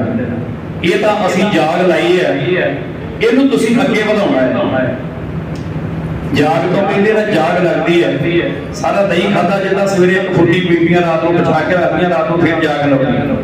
बिल्कुल उसे तरह तुसीं जाग ला के रखनी है। असीं तां सारा समा तुहाडे कोल नहीं रह सकते कि जिंदगी भरी तुहाडे बच्चों के कोल बैठे रहिए, क्योंकि साडी जिहड़ी ड्यूटी है इसे तरह की है। कभी अगले पिंड उत्थों कैंप समाप्त किया फिर अगले पिंड ये मापियां की बहुती ड्यूटी बनती है, खास करके मां की ड्यूटी बहुती बनती है। ज्यादा समा मां बच्चे को रहिंदी है, जिहड़ियां माइयां घर रहिंदियां ने, जिहड़ियां नौकरी पेशे वालियां ने वो तो चलो कुछ समा अपन ड्यूटी में रहिंदियां ने, बहुता समा मां जिहड़ी वो बच्चे को रहिंदी है ते मां ही बच्चे नूं जारी शिक्षा दे सकदी है। मैं कई बार ये गल्लां स्टेज उत्ते भी करदा हुंदा कि जे मां साडी अज की जनरेशन को सामभण वास्ते जे अपने बच्चे नूं तुसीं हरी सिंह नलूआ अकाली फूला सिंह वर्गे जोधे सूरमे जरनैल तुसां पैदा करने ने, ये मां नूं अपने वल जीवन वल झात मारनी पवेगी। बच्चे दे पैदा होण तो पहला जदों डॉक्टर दस दिंदे ने कि भैणा तो मां बनने वाली है, उस टाइम तो ही मां जे किते गुरबाणी नाल जुड़ी होवेगी, जे मां गुरबाणी पढ़दी होवेगी, कथा श्रवण करदी होवेगी तां ये भी सच है कि जे डॉक्टर ये गल कहते हैं कि मां की खाधी हुई खुराक जी वो बच्चे नूं जाती है तो बच्चा तां गर्भ विच पलदा है। ये भी फिर मन के चलो कि जे मां गुरबाणी श्रवण करेगी कि वो किरणां जिहड़ियां बच्चे दे उत्ते भी जरूर पैणगीआं। जिस मां ने गुरबाणी पढ़ के बच्चे नूं जन्म दिता वो तुहाडे घर विच सनी दिओल जां एक्टरां वर्गा कोई पैदा नहीं होगा। फिर हरी सिंह नलूए वर्गे अली फूला सिंह वर्गे बड़े बड़े महान जोधे सूरबीर तुहाडे घर विच पैदा होणगे। फिर शिक्षा की बहुती लोड़ नहीं पैंदी, क्योंकि नींह मजबूत होवे तो मकान की जिन्नियां मर्जी उत्ते बिल्डिंगां बनाई जाओ फिर कोई खतरा नहीं रहिंदा। ते जे नींह माड़ी होवे तां फिर ते दूजी छत दे उत्ते मकान जिहड़ा वो जवाब दे जांदा। इस करके नींह मजबूत करने वास्ते साडी मां नूं सुचेत होना पवेगा कि ये बच्चे नूं जन्म देण तो पहला टीवी शीवी छड्ड के, क्योंकि अज तां फितरत बन चुकी है। मैं तुहाडी दी गल करदा, साडे घरां विच भी कई वार इस तरह ही हुंदा है। संसार की फितरत ही बन गई है कि बस टीवी के गाड़ी ने उठना। ये टीवी हुण थोड़े जे पासे होए ने ते हुण मोबाइल फोन आ गए ने, बस फेसबुक खोली, यूट्यूब खोली, आ देख लिया, ओ देख लिया। ते जे किते ये नहीं गल कि टेलीफोन जां टीवी माड़ा है, माड़े असीं है क्योंकि असीं माड़ी गल उहदे विचों वेख रहे जोदे विच उस टीवी दे विच ते इस यूट्यूब चैनल दे उत्ते सहज पाठ भी आउंदा है, कथा भी आउंदी है, कीर्तन भी आउंदा है, ढाडी कमीशनवारा भी सुणाउंदे ने, गुर इतिहास भी आउंदा है। ये सारा सानूं सुनना पवेगा, बाकी माड़ियां गल्लां जिहड़ियां ओह ना सुणो। एक रजनीश ऊसो होया जिहड़ा बहुत सारियां जिहड़े किताबां लिखियां, जिथे उहने किताबां माड़ियां लिखियां ने उत्थे चंगियां भी लिखियां। ਬਜ਼ੁਰਗ ਬੈਠੇ ਨੇ, ਮੇਰਾ ਖਿਆਲ ਤੁਸੀਂ ਜਾਣਦੇ ਹੋਵੋਗੇ ਸੁਧਾਰ ਦਾ ਇੱਕ ਸੁਧਾਰ ਰਾਜਪੂਤਾਂ ਆਪਣੇ ਲਾਗੇ ਪੈਂਦਾ, ਉੱਥੋਂ ਦਾ ਇੱਕ ਬਾਬਾ ਬੂਟਾ ਸਿੰਘ ਸੀ, ਲੱਕੜ ਦਾ ਵੀ ਕੰਮ ਕਰਦਾ ਰਿਹਾ ਤੇ ਕਥਾ ਵੀ ਕਰਦਾ ਹੁੰਦਾ ਸੀ। ਅੱਜ ਪਰ ਸੰਸਾਰ ਛੱਡ ਕੇ ਚੜ੍ਹਾਈ ਕਰ ਗਿਆ। ਉਹਦੇ ਘਰ ਮੈਂ ਬੈਠਾ ਸੀ ਤੇ ਉਹਨੇ ਰਜਨੀਸ਼ ਦੀ ਕਿਤਾਬ ਰੱਖੀ, ਮੈਂ ਉਹਦੀ ਇੱਕ ਰੂਸੋ ਦੀ ਕਿਤਾਬ ਪੜ੍ਹੀ ਤੇ ਮੈਨੂੰ ਉਹਦੀ ਕਿਤਾਬ ਜਿਹੜੀ ਬੜੀ ਮਾੜੀ ਲੱਗੀ। ਮੈਂ ਕਿਹਾ ਬਾਬਾ ਜੀ ਤੁਸੀਂ ਕਥਾ ਕਰਦੇ ਹੋ ਤੇ ਤੁਹਾਨੂੰ ਰੂਸੋ ਦੀ ਕਿਤਾਬ ਪੜ੍ਹਨ ਦੀ ਏਡੀ ਲੋੜ ਪੈ ਗਈ, ਕਹਿੰਦੇ ਬੜਾ ਗੰਦ ਲਿਖਿਆ। ਉਹ ਕਹਿੰਦਾ ਦਰਬਾਰ ਸਾਹਿਬ ਮੈਂ ਇਹਦੀ ਮਾੜੀ ਕਿਤਾਬ ਪੜ੍ਹਦਾ ਹੀ ਨਹੀਂ, ਮੈਂ ਕਿਤਾਬ ਇਹਦੀ ਉਹ ਗੱਲ ਪੜ੍ਹਦਾ ਜਿਹੜੀ ਚੰਗੀ ਲੱਗਦੀ ਹੈ, ਜਿਹੜੀ ਸੰਸਾਰ ਵਿੱਚ ਬੋਲੀ ਜਾ ਸਕਦੀ ਹੈ, ਜਿਹੜੀ ਉਦਾਹਰਨ ਦਿੱਤੀ ਜਾ ਸਕਦੀ, ਮੈਂ ਉਹ ਗੱਲ ਪੜ੍ਹਦਾ, ਮਾੜੀ ਮੈਂ ਪੜ੍ਹਦੀ ਕਿਉਂ? ਪਰ ਅੱਜ ਸਾਡੇ ਸੰਸਾਰ ਦੀ ਹਾਲਤ ਬਣ ਚੁੱਕੀ ਹੈ ਕਿ ਅਸੀਂ ਕੋਈ ਬਲਾਰਾ ਬੋਲਦਾ ਹੋਵੇ, ਕੋਈ ਕਥਾਵਾਚਕ ਹੋਵੇ, ਅਸੀਂ ਆਪਣੇ ਮਨ ਨੂੰ ਛੱਜਦੀ ਤੇ ਆਈ ਨਹੀਂ, ਛਾਂਡੀ ਤੇ ਨਹੀਂ ਰੱਖਿਆ। ਮਹਾਂਪੁਰਸ਼ਾਂ ਦਾ ਬਚਨ ਹੈ ਕਿ ਸਾਡੇ ਸੰਸਾਰ ਦੀ ਇਹ ਵਾਕਈ ਫਿਤਰਤ ਬਣੀ ਹੋਈ ਹੈ। ਸਿਆਣੇ ਦੀ ਕਹਾਵਤ ਹੈ, ਕਹਿੰਦੇ ਨੇ ਕਿ ਛੱਜ ਜਿਹੜਾ ਹੈ ਨਾ ਉਹ ਚੰਗੀ ਚੀਜ਼ ਨੂੰ ਆਪਣੇ ਕੋਲ ਰੱਖਦਾ ਤੇ ਮਾੜੀ ਜਿਹੜੀ ਹੈ ਚੀਜ਼ ਨੂੰ ਬਾਹਰ ਸੁੱਟ ਦਿੰਦਾ। ਛਾਂਡੀ ਕੀ ਕਰਦੀ ਹੈ? ਛਾਂਡੀ ਜਿਹੜੀ ਮਾੜੀ ਚੀਜ਼ ਆਪਣੇ ਕੋਲ ਰੱਖਦੀ ਹੈ ਤੇ ਚੰਗੀ ਥਾਂ ਸੁੱਟਦੀ। ਭਾਣਾ ਆਟਾ ਛਾਣਦੀ ਸੂੜਾ ਉੱਤੇ ਰਹਿ ਜਾਂਦਾ, ਆਟਾ ਥੱਲੇ ਚੱਲਦਾ। ਸਾਨੂੰ ਜਿਹੜਾ ਆਪਣੇ ਮਨ ਦੀ ਸੋਚ ਹੈ ਉਹ ਬਦਲ ਕੇ ਛੱਜਦੀ ਨਹੀਂ ਬਣਾਉਣਾ ਪਵੇਗਾ, ਤਾਂ ਹੀ ਸਾਡੇ ਬੱਚੇ ਤੇ ਅਸੀਂ ਸੁੱਖ ਲੈ ਸਕਾਂਗੇ। ਤੇ ਜਿਨ੍ਹਾਂ ਨੇ ਸਤਿਗੁਰੂ ਪਾਤਸ਼ਾਹ ਦੀ ਗੁਰਬਾਣੀ ਦਾ ਉਹ ਆਸਰਾ ਤੱਕਿਆ ਹੈ, ਜਿਨ੍ਹਾਂ ਪਰਿਵਾਰਾਂ ਨੇ ਵੇਖੋ ਤੁਸੀਂ ਬੱਚੇ ਛੋਟੇ ਛੋਟੇ ਨੇ, ਦਸਤਾਰਾਂ ਸਜਾਈਆਂ ਹੋਈਆਂ, ਸ੍ਰੀ ਸਾਹਿਬਾਂ ਉਦੋਂ ਦੀ ਪਾਈਆਂ ਹੋਈਆਂ ਨੇ, ਤੇ ਇਹ ਕਿਹੜੇ ਮਾਪੇ ਧੰਤਾਂ ਦੇ ਯੋਗ ਹੈ, ਉਹਨਾਂ ਮਾਪਿਆਂ ਨੂੰ ਤਾਂ ਗੁਰੂ ਪਾਤਸ਼ਾਹ ਦੇ ਚਰਨਾਂ ਦਾ ਸ਼ੁਕਰਾਨਾ ਕਰਨਾ ਚਾਹੀਦਾ ਕਿ ਸਾਡੇ ਬੱਚੇ ਗੁਰਸਿੱਖੀ ਨਾਲ ਜੁੜੇ ਹੋਏ ਨੇ। ਸੱਚ ਜਾਣਿਓ, ਮੈਂ ਗੁਰੂ ਦੀ ਹਜ਼ੂਰੀ 'ਚ ਕਹਿੰਦਾ, ਜਦੋਂ ਮੈਨੂੰ ਬੱਚਾ ਇਸ ਤਰ੍ਹਾਂ ਦਾ ਦਿਸਦਾ ਮੇਰਾ ਆਪਣਾ ਹਿਰਦਾ ਬੜਾ ਖੁਸ਼ ਹੁੰਦਾ। ਮੇਰੀ ਸੋਚ ਹੈ ਕਿ ਹਰ ਬੱਚਾ ਜਿਹੜਾ ਗੁਰਸਿੱਖੀ ਨਾਲ ਜੁੜੇ, ਕਿਉਂਕਿ ਇਸ ਘਰ ਦੇ ਵਿੱਚੋਂ ਸਭ ਕੁਝ ਬਰਕਤਾਂ ਮਿਲਦੀਆਂ। ਤੇ ਜੇ ਮਾਪੇ ਗਾਤਰਾ ਉਦੋਂ ਦੀ ਪਾਇਆ ਹੋਇਆ ਤੇ ਥਾਂ ਡੇਰਿਆਂ ਤੇ ਭਟਕਦੇ ਫਿਰਦੇ ਹੋਏ ਤੇ ਫਿਰ ਸਾਡੇ ਬੱਚੇ ਵੀ ਬਹੁਤੀ ਸੇਧ ਨਹੀਂ ਲੈ ਸਕਦੇ। ਗੁਰਬਾਣੀ ਦਾ ਮਹਾਵਾਕ ਹੈ, ਹਰ ਇੱਕ ਨੂੰ ਦਾਤਾ ਸੇਵੀਏ, ਹਰ ਇੱਕ ਤੇ ਆਈ ਹੈ, ਦੂਜੇ ਪਾਸੋਂ ਮੰਗੇ ਤਾਂ ਲਾਜ ਬਣਾਈ। ਸਤਿਗੁਰੂ ਪਾਤਸ਼ਾਹ ਦਾ ਸਿੱਖ ਹੋ ਕੇ ਜੇ ਦੂਜੇ ਪਾਸੋਂ ਜਾ ਕੇ ਕਿਤੇ ਡੇਰਿਆਂ ਦੇ ਉੱਤੇ ਸਿਰ ਝੁਕਾਉਂਦਾ ਫਿਰੇਗਾ ਤਾਂ ਉਹ ਤੁਹਾਨੂੰ ਤਾਂ ਕੀ ਆਖਣਾ ਹੈ, ਤੁਹਾਡੇ ਗੁਰੂ ਨੂੰ ਵੀ ਲਾਜ ਆਉਣੀ ਹੈ। ਉਹ ਵੇਖਣ ਵਾਲਾ ਸੋਚੇਗਾ ਕਿ ਇਹਦਾ ਗੁਰੂ ਜਿਹੜਾ ਜਿਹਦਾ ਇਹਨੇ ਅੰਮ੍ਰਿਤ ਛਕਿਆ ਹੋਇਆ ਉਹ ਗੁਰੂ ਦੀ ਮੰਗ ਪੂਰੀ ਨਹੀਂ ਕਰ ਸਕਿਆ, ਇਸ ਕਰਕੇ ਹੁਣ ਇਹਨਾਂ ਡੇਰਿਆਂ ਦੇ ਉੱਤੇ ਆ ਗਿਆ। ਇਹ ਮਤ ਸੋਚਿਆ ਕਰੋ, ਕਈ ਵਾਰ ਕਿਸੇ ਨੂੰ ਸਵਾਲ ਕਰੀਏ ਨਾ ਵੀ ਭਾਉ ਤੂੰ ਅੰਮ੍ਰਿਤਧਾਰੀ ਆ, ਤੂੰ ਡੇਰਿਆਂ ਤੋਂ ਕਿਉਂ ਗਿਆ, ਤੂੰ ਸ਼ੇਖਪੁਰੇ ਖੀਰ ਤੋਂ ਲੈ ਕੇ ਗਿਆ? ਉਹਦਾ ਸਵਾਲ ਦਾ ਜਵਾਬ ਇੱਕੋ ਨਿੱਕਾ ਜਿਹਾ ਦਿੰਦਾ, ਫਿਰ ਕਿਹੜਾ ਫਰਕ ਪੈਂਦਾ? ਉਹ ਭਲੇ ਤੁਹਾਨੂੰ ਨਹੀਂ ਫਰਕ ਪੈਂਦਾ, ਉਸ ਗੁਰੂ ਨੂੰ ਰਾਜ ਆਉਂਦੀ ਹੈ, ਫਰਕ ਪੈਂਦਾ ਹੈ, ਕਿਉਂ ਨਹੀਂ ਪੈਂਦਾ? ਤੇ ਜਿਨ੍ਹਾਂ ਨੇ ਗੁਰੂ ਨੂੰ ਆਪਣੇ ਆਪ ਨੂੰ ਸਮਰਪਿਤ ਕੀਤਾ, ਜਿਨ੍ਹਾਂ ਨੇ ਸਭ ਕੁਝ ਗੁਰੂ ਨੂੰ ਜਾਣ ਲਿਆ ਹੈ ਕਿ ਸਤਿਗੁਰੂ ਪਰਮੇਸ਼ਰ ਜੋ ਕੁਝ ਕਰਦੇ ਨੇ ਉਹ ਅਟਲ ਸਚਾਈ ਹੈ, ਤੇ ਜੋ ਉਹਦੇ ਭਾਣੇ ਵਿੱਚ ਹੋ ਰਿਹਾ ਉਹ ਭਾਣਾ ਮੰਨਦੇ ਨੇ। ਬਾਬਾ ਬਿਧੀ ਚੰਦ ਜੀ ਛੇਵੇਂ ਪਾਤਸ਼ਾਹ ਗੁਰੂ ਹਰਗੋਬਿੰਦ ਪਾਤਸ਼ਾਹ ਮਹਾਰਾਜ ਨੇ ਥਾਪੜਾ ਦੇ ਕੇ ਤੋੜਿਆ ਸੀ ਤੇ ਪੱਟੀ ਨੂੰ ਨਿਸ਼ਾਨੇ ਲਈ ਕਿ ਜਦੋਂ ਤੁਰਨ ਲੱਗਾ ਤੇ ਮੁਗਲਾਂ ਨੇ ਘੇਰਾ ਪਾ ਲਿਆ ਕਿ ਜਿਹੜਾ ਇੱਕ ਗੁਰੂ ਦਾ ਸਿੱਖ ਹੈ ਉਹ ਨਿਸ਼ਾਨੇ ਲਈ ਕੇ ਤੁਰ ਪਿਆ। ਪਰ ਵੇਖਿਆ ਨਾ ਭਾਈ ਬਿਧੀ ਚੰਦ ਦਾ ਕਿੰਨਾ ਵੱਡਾ ਸਿਰਕ ਹੈ, ਕੋਈ ਲੁਕਣ ਵਾਸਤੇ ਥਾਂ ਨਹੀਂ ਸੀ ਤੇ ਨਿਸ਼ਾਨੇ ਦੇ ਕੋਲ ਸੀ।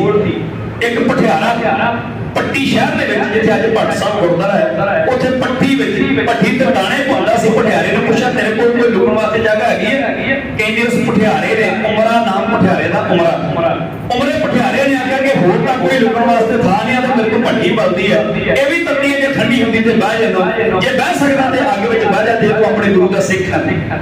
ਕਹਿੰਦੇ ਸਤਿਗੁਰੂ ਪਾਤਸ਼ਾਹ ਦੇ ਉਸ ਸਿੱਖ ਪਿਆਰੇ ਬਿਧੀ ਚੰਦ ਨੇ ਸਤਿਗੁਰੂ ਪਾਤਸ਼ਾਹ ਦੇ ਚਰਨਾਂ ਦਾ ਧਿਆਨ ਧਰਿਆ ਤੇ ਆਖਿਆ ਪਠਿਆਰਿਆ ਚੁੱਪ ਫਿਰ ਆਪਣੀ ਕੜਾਈ ਤੈਨੂੰ ਭੱਠੀ ਵਿੱਚ ਬੈਠ ਕੇ ਦੱਸਾਂ। ਅਰਦਾਸ ਕੀਤੀ ਆ ਸਤਿਗੁਰੂ ਪਾਤਸ਼ਾਹ ਜੇ ਮੈਂ ਸੜ ਗਿਆ ਤੁਹਾਨੂੰ ਨਾ ਜਾਵੇਗੀ, ਮੇਰਾ ਗਰੀਬ ਦਾ ਕੁਝ ਨਹੀਂ ਜਾਣਾ, ਤੁਸੀਂ ਹੁਣ ਰੱਖਿਆ ਕਰਿਓ। ਵੇਖੋ ਤੁਸੀਂ ਭਾਈ ਬਿਧੀ ਚੰਦ ਬਾਲਦੇ ਹੋਏ ਭੱਠ ਵਿੱਚ ਬਹਿ ਗਿਆ, ਪਠਿਆਰਾ ਅੱਗ ਝੋਕੀ ਗਿਆ, ਉਹਦੇ ਦਾਣੇ ਪਾਉਂਦਾ ਹੈ ਤੇ ਜਦੋਂ ਦਾਣਿਆਂ ਦੇ ਉੱਤੇ ਉਹ ਫੇਰਦੇ ਨੇ ਕੁਝਾ, ਅੱਜ ਤਾਂ ਹੁਣ ਸਮਾਂ ਲੱਗ ਗਿਆ, ਦਾਣੇ ਭੁੰਨਣ ਵਾਲੀਆਂ ਮਸ਼ੀਨਾਂ ਬੱਤੀ ਤੇ ਚੱਲਦੀਆਂ ਨੇ। ਪੁਰਾਣੇ ਸਮੇਂ ਵਿੱਚ ਜਿਹੜੀਆਂ ਮਾਈਆਂ ਦਾਣੇ ਭੁੰਨਦੀਆਂ ਸੀ ਉਹ ਦਾਣੇ ਦੇ ਉੱਤੇ ਕੁਝਾ ਜਾਂ ਫੇਰ ਕੇ ਹੁੰਦੀਆਂ ਸੀ ਮਿੱਟੀ ਦਾ। ਉਹ ਜਦੋਂ ਗੜਗੜ ਦੀ ਆਵਾਜ਼ ਆਉਂਦੀ ਹੈ ਤੇ ਬਾਬਾ ਬਿਧੀ ਚੰਦ ਸੋਚਦਾ ਕਿ ਬਾਹਰ ਬੱਦਲ ਗੱਜ ਰਹੇ, ਗੜੇ ਪੈ ਰਹੇ ਨੇ। ਏਡੀ ਠੰਡਕ ਬਾਬੇ ਬਿਧੀ ਚੰਦ ਨੂੰ ਭੱਠੀ ਵਿੱਚ ਮਹਿਸੂਸ ਹੋਈ ਤੇ ਗੁਰੂ ਪਾਤਸ਼ਾਹ ਨੇ ਮਾਰਗ ਦੀ ਧਰਤੀ ਉੱਤੇ ਆਪਣੇ ਤੇ ਗਾਗਰਾਂ ਪਾਣੀ ਦੀਆਂ ਭਰ ਕੇ ਪਵਾਰਾ ਸੀ। ਸੇਕ ਭੱਠੀ ਦਾ ਉੱਥੇ ਪਾਤਸ਼ਾਹ ਨੇ ਚੱਲ ਲਿਆ ਤੇ ਆਪਣੇ ਸਿੱਖ ਨੂੰ ਤੱਤੀ ਬਾਹਰ ਹੀ ਲੱਗਣ ਦਿੱਤੀ। ਬਾਬਾ ਮੱਖਣ ਸ਼ਾਹ ਲਵਾਣਾ ਆਪਣੇ ਲਾਗੇ ਇਤਿਹਾਸ ਹੈ। ਬਾਬਾ ਬਕਾਲਾ ਸਾਹਿਬ ਦੀ ਧਰਤੀ ਉੱਤੇ ਮੱਖਣ ਸ਼ਾਹ ਦਾ ਬੇੜਾ ਸਮੁੰਦਰ ਵਿੱਚ ਸਤਿਗੁਰੂ ਪਾਤਸ਼ਾਹ ਨੇ ਪਾਰ ਲਾ ਦਿੱਤਾ। ਮੱਖਣ ਸ਼ਾਹ ਨੇ ਸਿਰਕ ਰੱਖਿਆ ਸੀ। ਆਓ ਮੈਂ ਹੁਣ ਇੱਕ ਕਵਿਤਾ ਜਿਨ੍ਹਾਂ ਨੇ ਸਿਰਕ ਤੇ ਭਰੋਸਾ ਰੱਖਿਆ ਹੈ ਉਹੀ ਕਵਿਤਾ ਤੁਹਾਡੇ ਸਾਹਮਣੇ ਪੇਸ਼ ਕਰਨੀ ਹੈ। ਬੱਚੇ ਵੀ ਧਿਆਨ ਦੇਣ ਤੇ ਸਿਆਣੀਆਂ ਮਾਈਆਂ ਬਾਪੂ ਸਾਰੇ ਧਿਆਨ ਦੇਣ ਕਿ ਕਿੰਨਾ ਨੇ ਸਿਰਕ ਤੇ ਭਰੋਸਾ ਰੱਖਿਆ ਹੈ। ਰੱਖਦੇ ਭਰੋਸਾ ਜਿਵੇਂ ਤਰ ਜਾਂਦੇ ਨੇ, ਕੌਣ ਕੌਣ ਤਰਿਆ ਇੱਕ ਇੱਕ ਕਵਿਤਾ ਵਿੱਚ ਸਾਰਾ ਇਤਿਹਾਸ ਸਰਵਣ ਕਰੋ ਕਿਉਂ ਪੈਂਦੀ ਭਾਵੇਂ ਤੱਤੇ ਥਾਂ ਹੋਣ ਲਾਲੋ ਲਾਲ ਜੀ, ਸੇਵਕਾਂ ਨੂੰ ਰਾਮ ਲੈਂਦਾ ਹੈ ਬਚਾਲ ਜੀ, ਸੇਵਕਾਂ ਨੂੰ ਰਾਮ ਲੈਂਦਾ ਹੈ ਬਚਾਲ ਜੀ। ਮਾਰ ਦੇਣ ਜਿਹੜੇ ਆਪੇ ਮਾਰ ਜਾਂਦੇ ਨੇ, ਰੱਖਦੇ ਭਰੋਸਾ ਜਿਹੜੇ ਪਾਰ ਜਾਂਦੇ ਨੇ, ਰੱਖਦੇ ਭਰੋਸਾ ਜਿਹੜੇ ਪਾਰ ਜਾਂਦੇ ਨੇ। ਅੱਖ ਨਾ ਦਰੋਪਤੀ ਦੇ ਸਕੇ ਚੀਰ ਜੀ, ਹਾਰ ਹੱਥ ਬਹਿ ਕੇ ਜਾਲ ਮਾਏ ਖੀਰ ਜੀ, ਹਾਰ ਹੱਥ ਬਹਿ ਕੇ ਜਾਲ ਮਾਏ ਖੀਰ ਜੀ।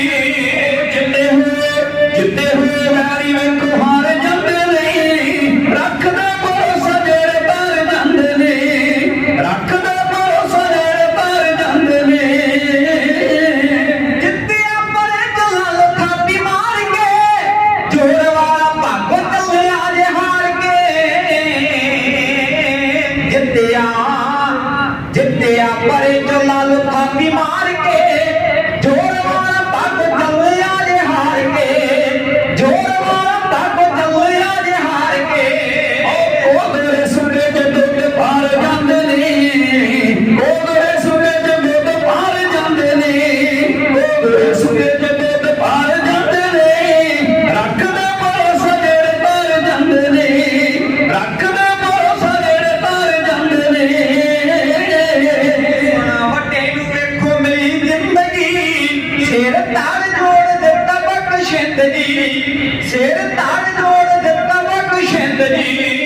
ਮੁਸਣ ਪਾਰੇ ਮਦਾਨ ਮਾਰ ਜਾਂਦੇ ਨੇ, ਰੱਖਦੇ ਭਰੋਸਾ ਜਿਹੜੇ ਪਾਰ ਜਾਂਦੇ ਨੇ, ਰੱਖਦੇ ਭਰੋਸਾ ਜਿਹੜੇ ਪਾਰ ਜਾਂਦੇ ਨੇ। ਕਲਿਆਣ ਦੀ ਨਾਲ ਲੱਤ ਵੱਡੀ ਗਈ, ਰਾਜੇ ਮੰਡੀ ਵਾਲੇ ਪਾਸੋਂ ਕਾਰ ਕੱਢੀ ਗਈ, ਰਾਜੇ ਮੰਡੀ ਵਾਲੇ ਪਾਸੋਂ ਕਾਰ ਕੱਢੀ ਗਈ। ਉਹ ਮੰਗਣੀ ਨੂੰ ਮਾਫੀ ਪੂਰਦਾਰ ਜਾਂਦੇ ਨੇ, ਰੱਖਦੇ ਭਰੋਸਾ ਜਿਹੜੇ ਪਾਰ ਜਾਂਦੇ ਨੇ, ਰੱਖਦੇ ਭਰੋਸਾ ਜਿਹੜੇ ਪਾਰ ਜਾਂਦੇ ਨੇ। ਪੁੱਤ ਬਾਤੋਂ ਜਿਹੜੀ ਚੱਲੀ ਸਖਣੀ, ਸੱਤ ਪੁੱਤ ਲੈ ਗਈ ਗੁਰਾਂ ਤੋਂ ਸੁਲੱਖਣੀ, ਸੱਤ ਪੁੱਤ ਲੈ ਗਈ ਗੁਰਾਂ ਤੋਂ ਸੁਲੱਖਣੀ। ਇਹ ਕਿਹੜਾ ਗੁਰੂ ਜੀ ਸਾਡਾ ਕਾਰ ਜਾਂਦੇ ਨੇ, ਰੱਖਦੇ ਭਰੋਸਾ ਜਿਹੜੇ ਪਾਰ ਜਾਂਦੇ ਨੇ, ਰੱਖਦੇ ਭਰੋਸਾ ਜਿਹੜੇ ਪਾਰ ਜਾਂਦੇ ਨੇ। ਅੱਖਾਂ ਦਾ ਬੇੜਾ ਦੇ ਸਹਾਰਾ ਮਾਰਿਆ, ਮੋਢਿਆਂ ਤੇ ਦਿਲ ਚੁਬੇ ਬੇਸ਼ੁਮਾਰਿਆ। ਮੱਖਣ ਦਾ ਬੇੜਾ ਦੇ ਸਹਾਰਾ ਤਾਰਿਆ, ਮੋਢਿਆਂ ਤੇ ਦਿਲ ਚੁਬੇ ਬੇਸ਼ੁਮਾਰਿਆ, ਮੋਢਿਆਂ ਤੇ ਦਿਲ ਚੁਬੇ ਬੇਸ਼ੁਮਾਰਿਆ। ਉਹ ਨੌਵੇਂ ਨੂਰ ਪਹੁੰਚ ਲਾਗੇ ਪਾਰ ਜਾਂਦੇ ਨੇ, ਰੱਖਦੇ ਭਰੋਸਾ ਜਿਹੜੇ ਪਾਰ ਜਾਂਦੇ ਨੇ, ਰੱਖਦੇ ਭਰੋਸਾ ਜਿਹੜੇ ਪਾਰ ਜਾਂਦੇ ਨੇ। ਟੱਪਾ ਕੇ ਠੋਕੀਆਂ ਬਰੰਦੀਆਂ, ਅੱਖੀਆਂ ਦਾ ਨੂਰ ਵੱਲੋਂ ਹੋਈਆਂ ਵੰਜੀਆਂ, ਅੱਖੀਆਂ ਦਾ ਨੂਰ ਵੱਲੋਂ ਹੋਈਆਂ ਵੰਜੀਆਂ। ਉਹ ਪੈਰਾਂ ਵਿੱਚ ਨੂਰ ਕਿਲ ਜਰ ਜਾਂਦੇ ਨੇ, ਰੱਖਦੇ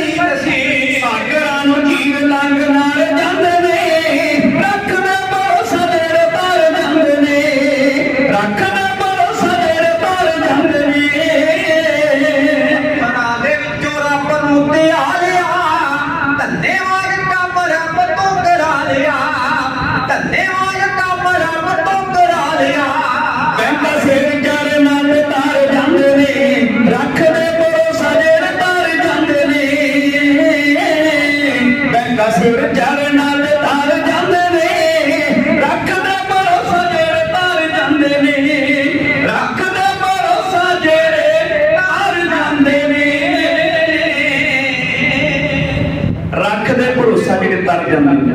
ਜਿਨ੍ਹਾਂ ਨੇ ਭਰੋਸਾ ਰੱਖਿਆ ਸਤਿਗੁਰੂ ਪਾਤਸ਼ਾਹ ਨੇ ਆਪ ਅੰਗ ਸੰਗ ਹੋ ਕੇ ਉਹਨਾਂ ਦੀ ਰੱਖਿਆ ਕੀਤੀ। ਦੇਵੀ ਚੰਦ ਵਜ਼ੀਰ ਰਾਜੇ ਭੀਮ ਚੰਦ ਦਾ ਵਜ਼ੀਰ ਸੀ ਤੇ ਦੇਵੀ ਚੰਦ ਜਦੋਂ ਵੀ ਰਾਜੇ ਭੀਮ ਚੰਦ ਨੇ ਗੁਰੂ ਦੀ ਵਿਰੋਧਤਾ ਬਾਰੇ ਕੌੜੇ ਸ਼ਬਦ ਬੋਲਣੇ ਨਾ, ਏਡਾ ਪੱਕਾ ਸਿੱਖ ਦਾ ਸਿੱਖ ਸੀ ਉਹ ਦੇਵੀ ਚੰਦ ਸਤਿਗੁਰੂ ਪਾਤਸ਼ਾਹ ਦਾ ਬੜਾ ਪਿਆਰਾ ਸਿੱਖ ਸੀ।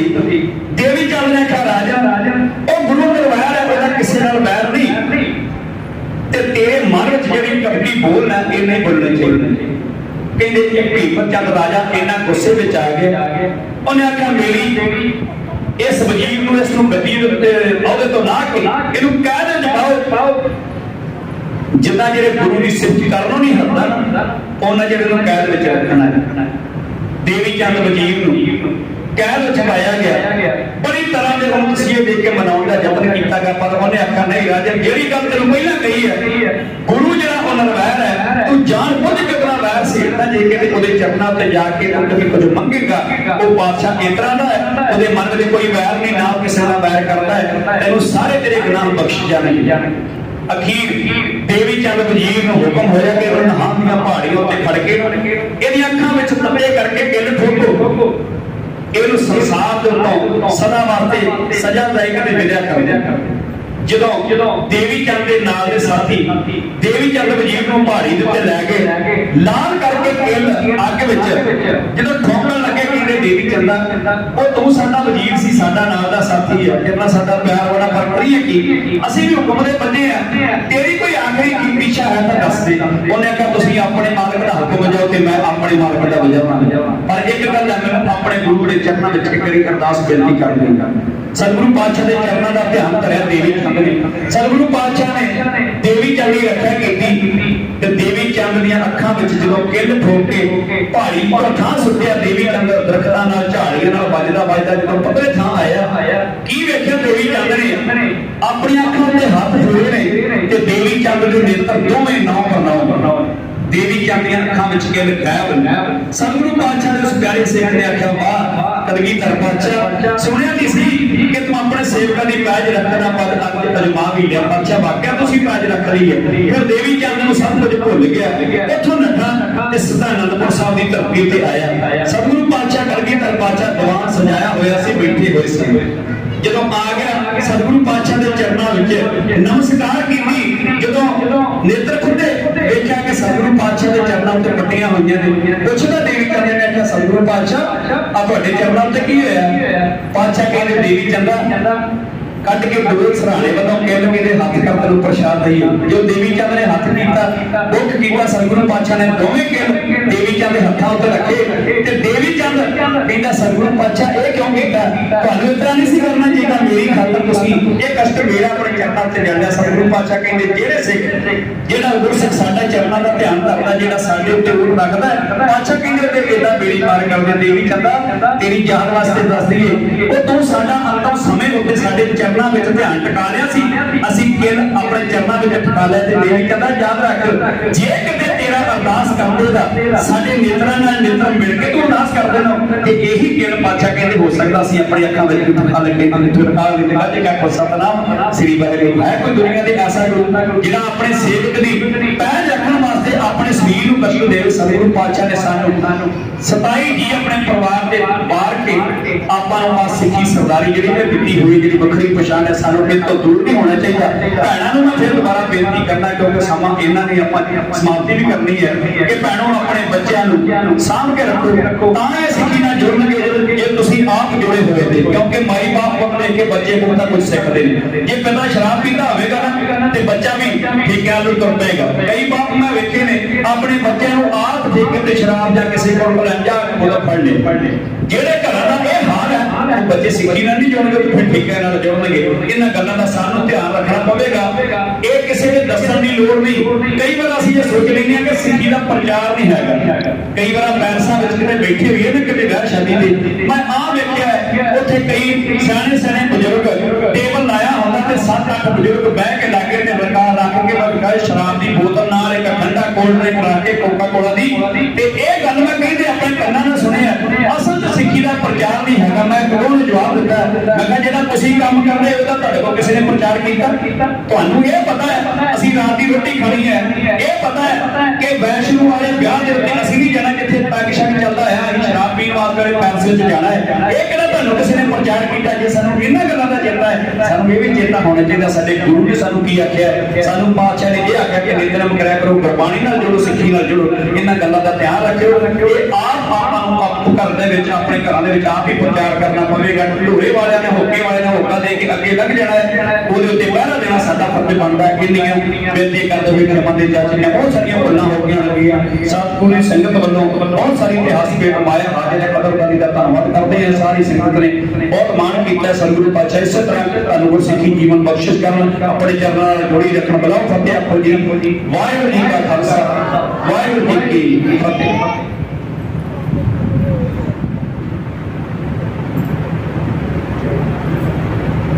ਇਹ ਸਨ ਗਿਆਨੀ ਦਿਲਬਾਗ ਸਿੰਘ ਜੀ ਕਾਲੇ ਕੇ ਧਰਮ ਪ੍ਰਚਾਰ ਕਮੇਟੀ ਦੇ ਕਮਿਸ਼ਨਰ, ਨਾਲ ਇਹਨਾਂ ਦੇ ਭਾਈ ਬੰਤਪ੍ਰੀਤ ਸਿੰਘ ਜੀ ਅਤੇ ਨਾਲ ਖੜੇ ਸਨ ਗਿਆਨੀ ਹਰਦੇਵ ਸਿੰਘ ਜੀ ਬਲਗਾਜ, ਜੋ ਆਪ ਜੀ ਨੂੰ ਕਮਿਸ਼ਨਰੀ ਦੇ ਰਾਹੀਂ ਸਤਿਗੁਰੂ ਜੀ ਦੀ ਮਹਿਮਾ ਗੁਰ ਇਤਿਹਾਸ ਬਿਆਨ ਕੀਤਾ ਹੈ।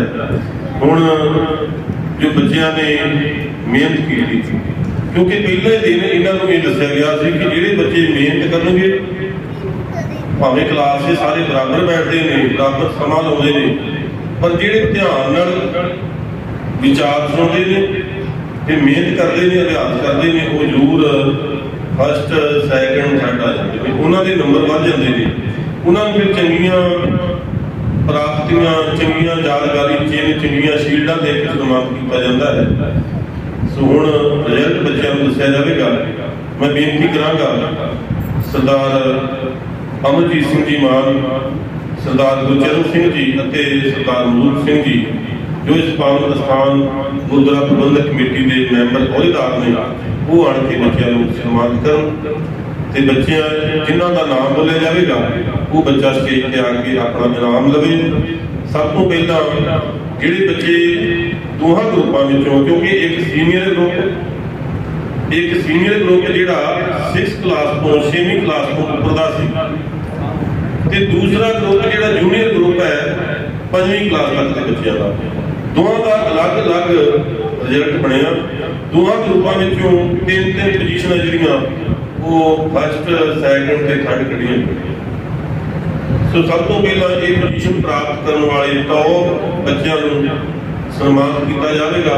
ਉਹਦੇ ਤੋਂ ਬਾਅਦ ਜਿਹੜੇ ਬੱਚੇ ਹਾਜ਼ਰੀ ਭਰਦੇ ਰਹੇ, ਜਿਨ੍ਹਾਂ ਪੇਪਰ ਦਿੱਤਾ ਉਹ ਬੱਚਿਆਂ ਨੂੰ ਮੈਡਲਾਂ ਦੇ ਨਾਲ ਸਨਮਾਨਿਤ ਕੀਤਾ ਜਾਵੇਗਾ। ਸੋ ਹੁਣ ਇਹ ਰਿਜ਼ਲਟ ਗਿਆਨੀ ਦਿਲਬਾਗ ਸਿੰਘ ਜੀ ਆਪ ਜੀ ਦੱਸਣਗੇ।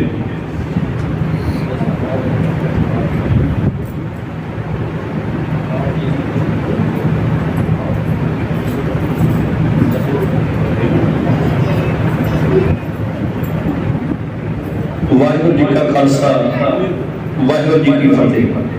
ਜਿਨ੍ਹਾਂ ਬੱਚਿਆਂ ਦਾ ਮੈਂ ਨਾਮ ਅਨਾਉਂਸ ਕਰਾਂਗਾ ਉਹ ਆਣ ਕੇ ਆਪਣੀ ਜਿਹੜੀ ਸ਼ੀਲਡ ਪ੍ਰਾਪਤ ਕਰਾਂਗੇ, ਕਿਉਂਕਿ ਬੱਚੇ ਜੇ ਤੁਸੀਂ ਸਾਰੇ ਮਿਹਨਤ ਕਰੋਗੇ ਨਾ ਤਾਂ ਫਿਰ ਤੁਸੀਂ ਵੀ ਇਹਨਾਂ ਇਨਾਮਾਂ ਦੇ ਹੱਕਦਾਰ ਹੋਵੋਗੇ। ਇਹ ਤੁਹਾਡੀ ਹੌਸਲਾ ਹੋ ਜਾਈ ਹੈ ਕਿ ਤੁਹਾਡੇ ਵੱਲ ਵੇਖ ਕੇ ਦੂਸਰੇ ਬੱਚੇ ਵੀ ਹੋਰ ਮਿਹਨਤ ਕਰਨ। ਤੇ ਜੇ ਅੱਜ ਤੁਹਾਨੂੰ ਛੋਟੀ ਸ਼ੀਲਡ ਮਿਲੀ ਹੈ, ਕੱਲ੍ਹ ਨੂੰ ਤੁਸੀਂ ਹੋਰ ਆਪਣੀ ਪੋਜੀਸ਼ਨ ਵਧੀਆ ਲੈ ਕੇ ਆਓਗੇ ਤਾਂ ਵੱਡੀ ਸ਼ੀਲਡ ਮਿਲੇਗੀ। ਇਹ ਪੜਾਅ ਦਰ ਪੜਾਅ, ਜਿਵੇਂ ਕੋਠੇ ਦੀਆਂ ਪੌੜੀਆਂ ਚੜ੍ਹਦੀਆਂ ਨਾ, ਹੌਲੀ ਹੌਲੀ ਫਿਰ ਉੱਤੇ ਛੱਤ ਤੇ ਚੜ੍ਹ ਜਾਈਦਾ। ਇਹ ਪੋਜੀਸ਼ਨਾਂ ਨੇ ਤੁਹਾਡੀ, ਤੇ ਤੁਸੀਂ ਅੱਜ ਛੋਟਾ ਨਾਮ ਪ੍ਰਾਪਤ ਕੀਤਾ, ਕੱਲ੍ਹ ਨੂੰ ਤੁਸੀਂ ਵੱਡਾ ਕਰੋਗੇ। ਹੁਣ ਮੈਂ ਜਿਹੜੇ ਬੱਚੇ ਦਾ ਨਾਮ ਅਨਾਉਂਸ ਕਰਾਂਗਾ ਉਹ ਆਣ ਕੇ ਆਪਣਾ ਇਨਾਮ ਜਿਹੜਾ ਉਹ ਪ੍ਰਾਪਤ ਕਰ ਲਵੇ। ਬੇਟਾ ਅਭਿਜੋਤ ਸਿੰਘ ਸਪੁੱਤਰ ਸਰਦਾਰ ਜਗਜੀਤ ਸਿੰਘ, ਇਹਨੇ ਤੀਸਰੀ ਪੋਜੀਸ਼ਨ ਹਾਸਲ ਕੀਤੀ ਹੈ। ਬੱਚਾ ਹੋਣਹਾਰ ਹੈ, ਮਿਹਨਤ ਦੀ ਲੋੜ ਹੈ ਕਾਫੀ। ਮੈਂ ਇਹਨਾਂ ਦੇ ਮਾਪਿਆਂ ਨੂੰ ਬੇਨਤੀ ਕਰਾਂਗਾ ਫਿਰ ਦੁਬਾਰਾ ਕਿ ਇਹਨਾਂ ਬੱਚਿਆਂ ਦੀ ਘਰ ਵਿੱਚ ਜ਼ਰੂਰ ਮਿਹਨਤ ਕਰਾਇਆ ਕਰੋ, ਕਿਉਂਕਿ ਜਦੋਂ ਵੀ ਕਿਤੇ ਗੁਰਬਾਣੀ ਦਾ ਟੈਸਟ ਹੋਵੇ, ਜਿੱਥੇ ਕਿਤੇ ਇਹਨਾਂ ਕੋਈ ਸਵਾਲ ਪੁੱਛਣ ਤੇ ਇਹ ਫਟ ਦੇ ਨਹੀਂ ਜਵਾਬ ਦੇਣਾ, ਸਵਾਲ ਕਰਨ ਵਾਲਿਆਂ ਨੂੰ ਪਤਾ ਲੱਗ ਜੇ ਕਿ ਵਾਕਈ ਬੱਚੇ ਨੇ ਕੁਝ ਸਿੱਖਿਆ ਹੈ। ਬੋਲੇ ਸੋ ਨਿਹਾਲ।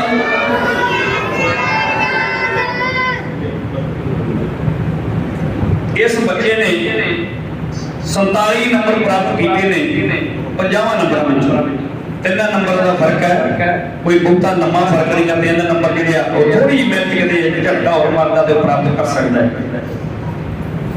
ਚਲੋ ਬੇਟਾ ਦੂਸਰਾ ਬੇਟਾ ਗੁਰਕੀਰਤ ਸਿੰਘ ਸੁਪੁੱਤਰ ਸਰਦਾਰ ਸਤਿੰਦਰ ਸਿੰਘ ਜੀ, ਇਹਨੇ ਦੂਜੀ ਪੋਜੀਸ਼ਨ ਹਾਸਲ ਕੀਤੀ ਹੈ। ਇਹਨੇ 47.5 ਨੰਬਰ ਲਏ, ਅੱਧੇ ਨੰਬਰ ਤੋਂ ਇਹ ਦੂਸਰੇ ਸਥਾਨ ਤੇ ਚਲਾ ਗਿਆ। ਮੈਂ ਜਦੋਂ ਇਸ ਬੱਚੇ ਬਾਰੇ ਵੇਖਦਾ ਨਾ, ਜਦੋਂ ਦਾ ਮੇਰੇ ਕੋਲ ਆਉਂਦਾ ਹੈ, ਮੇਰੇ ਨਾਲ ਦਾ ਵੀ ਕਹਿਣ ਡਿਆ ਸੀ ਪੰਤਪ੍ਰੀਤ ਜੀ, ਚਾਚਾ ਕਿਹਦੇ ਵਰਗਾ ਲੱਗਦਾ ਹੈ, ਕਿਉਂਕਿ ਮੇਰਾ ਸਾਥੀ ਮੇਰਾ ਭਤੀਜਾ ਹੈ। ਮੈਂ ਕਿਹਾ ਕਿਹਦੇ ਵਰਗਾ ਲੱਗਦਾ, ਦੱਸ। ਕਹਿੰਦਾ ਜੁਗਰਾਜ ਸਿੰਘ ਤੂਫਾਨ ਸਿੰਘ, ਜਿਹੜਾ ਜਦੋਂ ਭਗੌੜਾ ਹੋਣ ਤੋਂ 2 ਸਾਲ ਪਹਿਲਾਂ ਦੀ ਉਹਦੀ ਇਸ ਤਰ੍ਹਾਂ ਦੀ ਸ਼ਕਲ ਸੀ। ਬੜਾ ਹੋਣਹਾਰ ਬੱਚਾ ਹੈ, ਮੈਨੂੰ ਬਿਲਕੁਲ ਵਾਕਈ ਉਹ ਰੂਪ ਸੀ ਇਹਦੇ ਵਿੱਚੋਂ। ਤੇ ਮੈਂ ਇਹਦੇ ਮਾਪਿਆਂ ਨੂੰ ਬੇਨਤੀ ਕਰਾਂਗਾ ਕਿ ਇਸ ਬੱਚੇ ਨੂੰ ਕੋਈ ਸਿੱਖੀ ਤੋਂ ਤੋੜਨ ਦਾ ਯਤਨ ਨਾ ਕਰਿਓ, ਜਿੰਨਾ ਵੀ ਹੋ ਸਕੇ ਵੱਧ ਤੋਂ ਵੱਧ ਇਸ ਨੂੰ ਜੋੜਨ ਦੀ ਯਤਨ ਕਰਿਓ। ਇਹਨਾਂ ਬੇਨਤੀਆਂ ਨੂੰ ਪ੍ਰਵਾਨ ਕਰਿਓ। ਵਾਹਿਗੁਰੂ ਜੀ ਕਾ ਖਾਲਸਾ, ਵਾਹਿਗੁਰੂ ਜੀ ਕੀ ਫਤਿਹ। ਬੋਲੇ ਸੋ ਨਿਹਾਲ। ਹੁਣ ਫਸਟ ਪੋਜੀਸ਼ਨ ਜਿਹੜੀ ਹੈ ਮੋਹਿਤਪਾਲ ਸਿੰਘ ਸੁਪੁੱਤਰ ਸਰਦਾਰ ਅਮਰੀਕ ਸਿੰਘ, ਇਹਨੇ 50 ਦੇ ਵਿੱਚੋਂ 48 ਨੰਬਰ ਪ੍ਰਾਪਤ ਕੀਤੇ ਨੇ। ਇਹ ਵੀ ਬੱਚਾ ਬੜਾ ਹੋਣਹਾਰ ਹੈ। ਬੋਲੇ ਸੋ ਨਿਹਾਲ। ਇਹ ਜਿਹੜੇ ਬੱਚੇ ਗਾੜੀ ਬੈਠੇ ਰਹਿੰਦੇ, ਹੁਣ ਮੈਂ ਜਪਜੀ ਸਾਹਿਬ ਦਾ ਜਦੋਂ ਪਾਠ ਕਰ ਰਿਹਾ ਸੀ ਨਾ, ਬੱਚੇ ਸੰਗਤ ਨੇ ਵੀ ਸੁਣਿਆ, ਭੈਣਾਂ ਦੀ ਗਿਣਤੀ ਉਦੋਂ ਵੱਧ ਸੀ, ਵੀ ਥੋੜੇ ਜਿਹੇ ਘੱਟ ਆਏ ਸੀ। ਵੇਖਿਆ ਤੁਸੀਂ ਕਿਵੇਂ ਇਹ ਇੱਕ ਦੂਜੇ ਤੋਂ ਚੜ ਕੇ ਬੋਲਦੇ ਸੀ। ਹਰ ਬੱਚੇ ਦੀ ਭਾਵਨਾ ਹੁੰਦੀ ਹੈ, ਸਿਰਫ ਹੋਣ ਦੀ ਥੋੜੀ ਜਿਹੀ ਲੋੜ ਇਹੀ ਕੀ ਹੁੰਦੀ ਹੈ ਕਿ ਇਹਨਾਂ ਵਿੱਚ ਸਪਿਰਿਟ ਤੁਹਾਨੂੰ ਭਰਨੀ ਪਵੇਗੀ। ਹਰ ਬੱਚੇ ਦੀ ਭਾਵਨਾ ਹੁੰਦੀ ਹੈ ਕਿ ਮੈਂ ਉਹ ਤੋਂ ਉੱਚੀ ਬੋਲਾਂ, ਮੇਰੀ ਆਵਾਜ਼ ਜ਼ਿਆਦਾ ਸੁਣਨੀ। ਇਹ ਬੱਚਿਆਂ ਦਾ ਜਿਹੜਾ ਨਾ ਇਹ ਚਾਹ ਹੁੰਦਾ ਪੈਦਾ। ਤੇ ਮੈਂ ਹੁਣ ਪ੍ਰਬੰਧਕਾਂ ਨੂੰ ਇੱਕ ਬੇਨਤੀ ਜ਼ਰੂਰ ਕਰਾਂਗਾ ਕਿ ਜਿਹੜੇ ਤੁਹਾਡੇ ਇਹ ਬੱਚੇ ਇਸ ਨਗਰ ਦੇ ਤੁਹਾਡੇ ਸਹਿਯੋਗ ਦੇ ਨਾਲ ਇਹਨਾਂ ਪੋਜੀਸ਼ਨਾਂ ਉੱਤੇ ਆਏ ਨੇ, ਜਾਂ ਜਿਹੜੇ ਵੀ ਬੱਚੇ ਇੱਥੇ ਰੋਜ਼ ਕੈਂਪ ਵਿੱਚ ਹਾਜ਼ਰੀ ਭਰਦੇ ਰਹੇ ਨੇ, ਜਿਹੜਾ ਵੀ ਬੱਚਾ ਪ੍ਰਧਾਨ ਜੀ ਤੁਹਾਡੇ ਕੋਲ ਕਿਤੇ ਸਮਾਗਮ ਵਿੱਚ ਇੱਥੇ ਹਾਜ਼ਰੀ ਭਰਨ ਦਾ ਮੌਕਾ ਮੰਗੇ ਨਾ ਕਿ ਇੱਕ ਟੌਕਾ ਬੋਲਣੀ ਹੈ, ਕਦੀ ਨਾ ਕਰਿਓ। ਇਹ ਨਾ ਸੋਚੋ ਕਿ ਸਾਡਾ ਟਾਈਮ ਹੈ ਨਹੀਂ, ਅਸੀਂ ਇੱਧਰ ਜਾਣਾ, ਟਾਈਮ ਇਸ ਤਰ੍ਹਾਂ ਚੱਲਦੇ ਰਹਿਣੇ ਜ਼ਿੰਦਗੀ ਦੇ।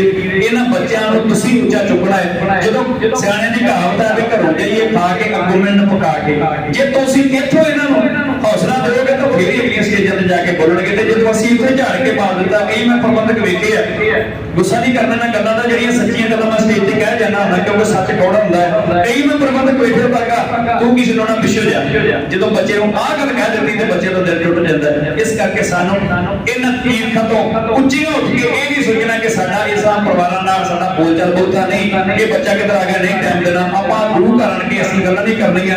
ਜਿਹੜਾ ਵੀ ਬੱਚਾ ਤੁਹਾਡੇ ਕੋਲ ਆਣ ਕੇ ਟਾਈਮ ਮੰਗਦਾ ਉਹਨੂੰ ਜ਼ਰੂਰ ਟਾਈਮ ਦੇਣਾ, ਭਾਵੇਂ ਇੱਕ ਟੌਨਾ ਦਾ ਦਿਓ। ਇਹਨਾਂ ਨਾਲ ਬੱਚਿਆਂ ਦਾ ਹੌਸਲਾ ਜਿਹੜਾ ਉਹ ਬੁਲੰਦ ਹੁੰਦਾ।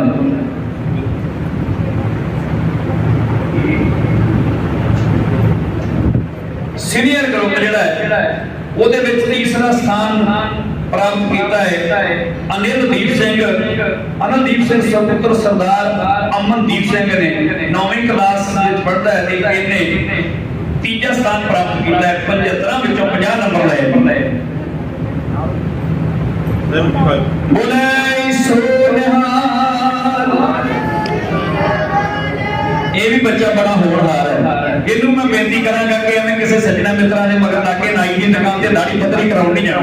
ਬੜੀ ਸੋਹਣੀ ਆਉਂਦੀ ਹੈ, ਇਹਨੂੰ ਆਉਣ ਦੇਣਾ। ਇਸ ਕਰਕੇ ਪਰਿਵਾਰ ਦਾ ਵੀ ਇਹ ਸਹਿਯੋਗ ਜਿਹੜਾ ਉਹ ਬਹੁਤ ਜ਼ਰੂਰੀ ਹੈ। ਦੂਸਰਾ ਸਥਾਨ ਹੈ ਉਹ ਬੱਚਾ ਹੈ ਅਰਸ਼ਦੀਪ ਸਿੰਘ ਸੁਪੁੱਤਰ ਸਰਦਾਰ ਗੁਰਿੰਦਰ ਸਿੰਘ, 7ਵੀਂ ਕਲਾਸ ਦਾ ਵਿਦਿਆਰਥੀ ਹੈ। ਇਹਨੇ 75 ਵਿੱਚੋਂ 65 ਨੰਬਰ ਪ੍ਰਾਪਤ ਕੀਤੇ ਨੇ। ਵਾਹ। ਆ ਤੁਸੀਂ ਵੇਖਿਆ ਪਹਿਲਾਂ ਕਵਿਤਾ ਬੋਲਣ ਲੱਗਾ ਝੱਕ ਗਿਆ ਸੀ। ਭਾਈ ਜਸਪਾਲ ਸਿੰਘ ਨੇ ਦੱਸਿਆ ਸਟੇਜ ਤੇ ਬੋਲਣਾ ਬੜਾ ਔਖਾ ਹੈ।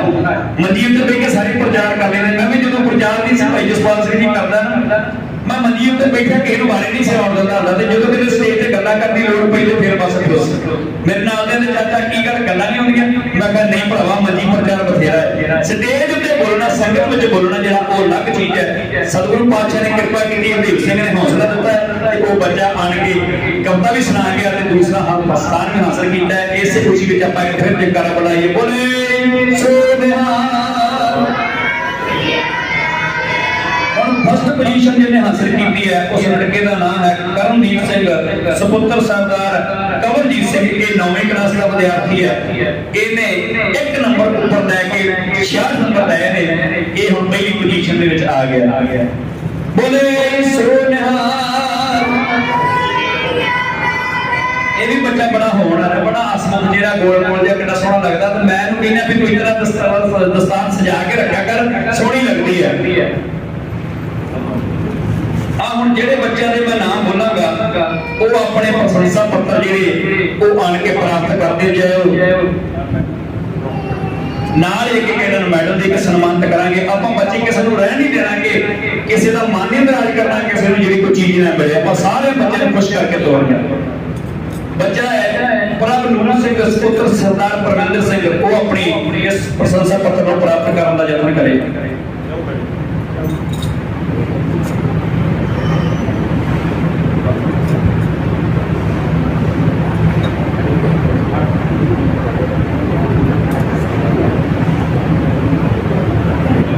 बोले सो निहाल अरमानदीप सिंह सुपुत्र सरदार जगीर सिंह, अरमानदीप सिंह कौर ये सिंह ही है, क्योंकि जेड़ा अमरधारी है वो सिंह ही है। बोले सो निहाल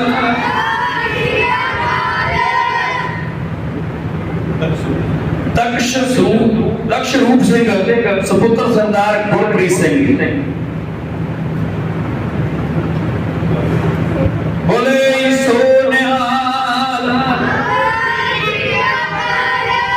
एक बच्चे ऐसे नाम बदले कि मैं भैनों ने होर बेनती सार करनी सारे जिन्ने परिवार बैठे ने कि भैनों ना वो रखा करो जरा छेती जबान से चढ़ जाए। नहीं तो जो ही पुठा सीधा जो नाम रखते हैं ना तो साडी रेंज चलता ते ना कि दफ्तर वाले दे ਹੁੰਦਾ। फिर जब सर्टिफिकेट बनता होता ਤਾਂ ਆਨਲਾਈਨ ਕੰਮ ਹੈ, ਬੜੀ ਮੁਸ਼ਕਲ ਆਉਂਦੀ ਹੈ ਨਾ ਸਿੱਧਾ ਕਰਾਉਣ ਲੱਗਿਆ। ਇਸ ਕਰਕੇ ਨਾਮ ਪਹਿਲੇ ਵੇਖੇ ਨਾ ਪੁਰਾਣੇ ਕਿਰਨੇ ਵਧੀਆ ਹੁੰਦੇ ਸੀ। ਬੋਲ ਸਿੰਘ, ਪਿੱਪਲ ਸਿੰਘ, ਬੋਦਾ ਸਿੰਘ, ਗਰਜਾ ਸਿੰਘ, ਕਿੰਨੇ ਸੁੰਦਰ ਨਾਂ ਸੀ। ਜਿਹੜਾ ਨਾਂ ਸੁਣਦਾ ਦਾ ਸੀ ਮੁਗਲਾਂ ਦੀ ਜਾਨ ਨਿਕਲ ਜਾਂਦੀ ਨਹੀਂ ਸੀ। ਜਿਹੜਾ ਬੋਲ ਸਿੰਘ ਆ ਉਹ ਕਿੰਨਾ ਤਗੜਾ ਹੋਊਗਾ। ਆ ਮੈਂ ਥੋੜਾ ਤੁਹਾਡਾ ਸਮਾਂ ਲੈਣਾ। ਭਾਈ ਜਸਪਾਲ ਸਿੰਘ ਜੀ ਜਦੋਂ ਇਹ ਗੱਲਾਂ ਕਰਦੇ ਆ ਫਿਰ ਉਹ ਗੱਲ ਚੇਤੇ ਆ ਜਾਂਦੀ ਹੈ। ਇੱਕ ਵਾਰੀ ਨਾ ਖਾੜਕੂ ਸਮੇਂ ਦੇ ਵਿੱਚ ਘੇਰਾ ਪੈ ਗਿਆ 57 ਮਿੰਟ ਤੇ ਉੱਥੇ ਇੱਕ ਸਿੰਘ ਸੀ, ਉਹਦਾ ਨਾਮ ਸੀ ਸ਼ੇਰ ਸਿੰਘ। ਉਸਨੇ ਘੇਰਾ ਪਾਇਆ, ਮੁਖਬਰ ਨੇ ਮੁਖਬਰੀ ਕੀਤੀ ਕਿ ਸ਼ੇਰ ਸਿੰਘ ਆਇਆ ਹੈ, ਆਪਣੇ ਘਰ ਤੇ ਘੇਰਾ ਪਾਓ। ਸਾਰੀ ਰਾਤ ਉਸਨੇ ਘੇਰਾ ਪਾ ਛੱਡਿਆ ਤੇ ਹੁਣ ਸ਼ੇਰ ਸਿੰਘ ਨਾ ਸੁਣ ਕੇ ਤੇ ਪੁਲਿਸ ਦੋਹਾਂ ਤਿੰਨਾਂ ਜ਼ਿਲ੍ਹਿਆਂ ਦੀ ਇਕੱਠੀ ਹੋਈ। ਤੇ ਜਦੋਂ ਉਹਦੇ ਕੋਲ ਹੱਥ ਕੋਈ ਨਹੀਂ, ਵੈਸੇ ਮੁਖਬਰੀ ਨੇ ਮੁਖਬਰੀ ਕੀਤੀ ਸੀ ਤੇ ਉਹਦੇ ਤੇ ਬਲੇਮ ਲੱਗ ਗਿਆ ਕਿਉਂਕਿ ਲੋਕਾਂ ਵਾਰ ਵਾਰੇ ਲਾਇਆ ਸੀ। ਜਦੋਂ ਉਹਨੂੰ ਸਰਪੰਚ ਨੇ ਆਖਿਆ ਸ਼ੇਰ ਸਿੰਘ ਆਵੇਂ ਭੱਜਾ ਫੁੱਟਾ ਜਾ ਤੈਨੂੰ ਪੇਸ਼ ਕਰਾ ਦਈਏ, ਐਸਐਸਪੀ ਨੇ ਪੇਸ਼ ਕਰਾਇਆ ਤੇ ਉਹ ਸ਼ੇਰ ਸਿੰਘ ਦਾ ਹਾਸੇ ਵਾਲੀ ਗੱਲ ਸੀ। ਉਹ ਸ਼ੇਰ ਸਿੰਘ ਦਾ ਗੱਲ ਬਦਲਾ ਸੀ। ਐਸਐਸਪੀ ਦਾ ਮੈਂ ਕਿਹਾ ਪਤਾ ਨਹੀਂ ਕਿੱਡਾ ਕੁ ਤਕੜਾ ਹੋਣਾ ਸ਼ੇਰ ਸਿੰਘ, ਮੈਨੂੰ ਵੀ ਪਤਾ ਨਿਕਾ ਜਾਏ ਸ਼ੇਰ ਸਿੰਘ ਜਾਨੀ ਨਾਂ ਦੇ ਵਿੱਚ ਕਿਹੜਾ ਬਲ ਹੈ। ਨਾਂ ਤੋਂ ਭੈ ਖਾਂਦੇ ਨੇ ਤੇ ਨਾਂ ਚੜ੍ਹਦੀ ਕਲਾ ਵਾਲਾ ਰੱਖਿਆ ਕਰੋ। ਇਹ ਆ ਜਿਹੜੇ ਆ ਨਾ ਨਿੱਕੇ ਨਿੱਕੇ ਜੇ ਨਾਂ, ਇਹ ਸਾਡੀ ਵੀ ਰੀਤ ਨਹੀਂ ਆਉਂਦੇ ਤੇ ਬੜੀ ਮੁਸ਼ਕਲ ਪੈਂਦੀ ਹੈ। ਅਗਲਾ ਨਾਮ ਹੈ ਪ੍ਰਭਜੋਤ ਸਿੰਘ ਸੁਪੁੱਤਰ ਸਰਦਾਰ ਕਮਲਜੀਤ ਸਿੰਘ। ਬੋਲੇ ਸੋ ਨਿਹਾਲ। ਅਗਲਾ ਨਾਮ ਹੈ ਸਾਹਿਬਪ੍ਰੀਤ ਸਿੰਘ ਸੁਪੁੱਤਰ ਸਰਦਾਰ ਸ਼ਮਸ਼ੇਰ ਸਿੰਘ।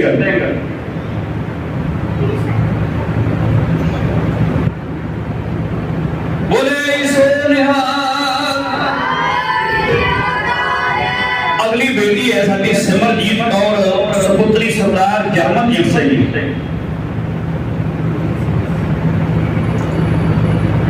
बोले सो निहाल।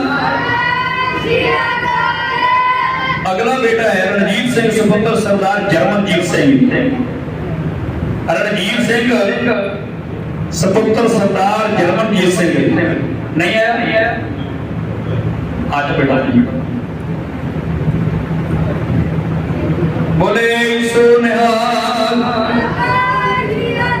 अगली बेटी है कमलप्रीत कौर सुपुत्री नहीं लिखा गया। आजा बेटा नाम बोले सो निहाल।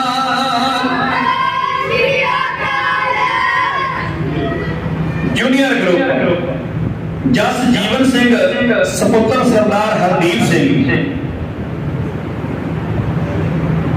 बोले सो निहाल।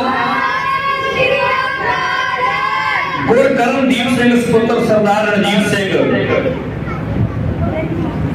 बोले सो निहाल।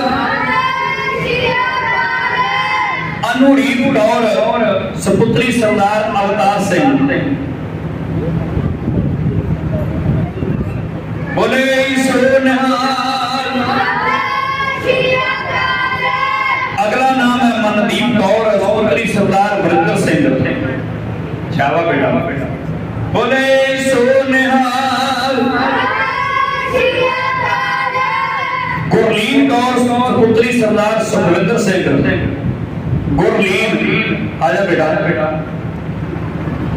ਬੋਲੇ ਸੋ ਨਿਹਾਲ। ਅਗਲਾ ਬੇਟਾ ਹੈ ਵਿਸ਼ਾਲ ਸਿੰਘ ਸੁਪੁੱਤਰ ਸਰਦਾਰ ਸ਼ਮਸ਼ੇਰ ਸਿੰਘ। ਬੋਲੇ ਸੋ ਨਿਹਾਲ। ਸਤਨਾਮ ਸਿੰਘ ਸੁਪੁੱਤਰ ਸਰਦਾਰ ਵਰਿੰਦਰ ਸਿੰਘ। ਬੋਲੇ ਸੋ ਨਿਹਾਲ। ਗੁਰਪ੍ਰੀਤ ਸਿੰਘ ਸੁਪੁੱਤਰ ਸਰਦਾਰ ਹਰਮਨਜੀਤ ਸਿੰਘ।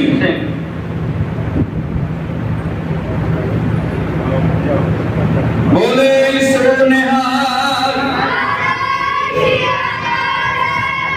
ਕਾਕਾ ਬਲਰਾਜ ਸੁਪੁੱਤਰ ਅਰਜਨ।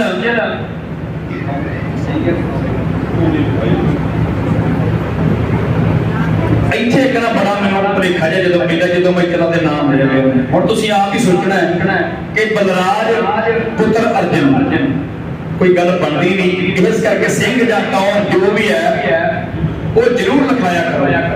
ਖਾਸ ਕਰਕੇ ਹੁਣ ਸਾਡੇ ਵਿੱਚ ਬੜੀ ਫਿਤਰਤ ਬਣ ਗਈ ਹੈ ਕਿ ਅਸੀਂ ਗੁਰਲੀਨ ਸੰਧੂ ਮੈਂ ਦੀਪ ਸਿੰਘ ਨਹੀਂ ਲਿਖਣਾ, ਰੰਧਾਵਾ ਲਿਖਣਾ। ਉਹ ਸਿੰਘ ਨਾਮ ਸਾਨੂੰ ਗੁਰੂ ਕਲਗੀਧਰ ਪਾਤਸ਼ਾਹ ਨੇ 27 ਜੀ ਕੁਰਬਾਨ ਕਰਕੇ ਦਿੱਤਾ ਹੈ ਤੇ ਅਸੀਂ ਉਹਨੂੰ ਕੱਟ ਦਈਏ, ਸਾਡੇ ਵਿੱਚ ਕੋਈ ਹਿੰਮਤ ਨਹੀਂ।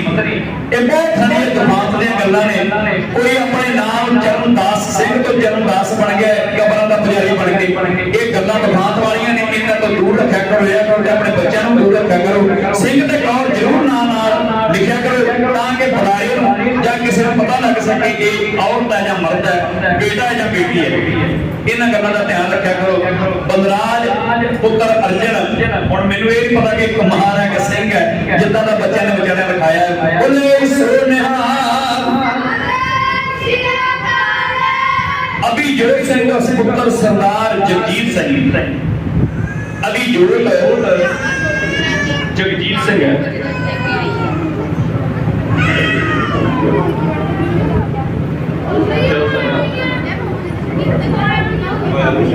ਇਹ ਬੇਟਾ ਆਇਆ ਨਹੀਂ, ਐਬਸੈਂਟ ਹੋ ਗਿਆ। ਅਗਲੀ ਬੇਟੀ ਹੈ ਸਿਮਰਜੀਤ ਕੌਰ ਸੁਪੁੱਤਰੀ ਸਰਦਾਰ ਇੰਦਰਜੀਤ ਸਿੰਘ।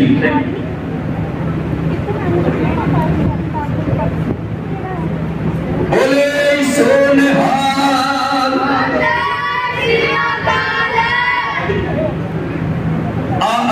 ਅਬਦ ਨੂਰ ਕੌਰ ਸੁਪੁੱਤਰੀ ਸਰਦਾਰ ਸ਼ਰਨਜੀਤ ਸਿੰਘ। ਇੱਦਾਂ ਸਲਿੱਪ ਜੀ ਬਾਈ ਨਾਵਾਂ ਚ ਮੁਸ਼ਕਲ ਜੀ ਬਣਦੀ ਹੈ। ਬੋਲੇ ਸੋ ਨਿਹਾਲ। ਪੁਨੀਤ ਕੌਰ ਸੁਪੁੱਤਰੀ ਸਰਦਾਰ ਸੁਖਵਿੰਦਰ ਸਿੰਘ।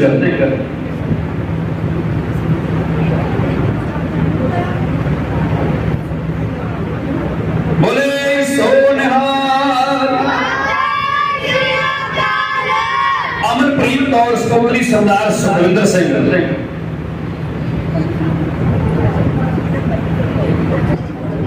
ਬੋਲੇ ਸੋ ਨਿਹਾਲ।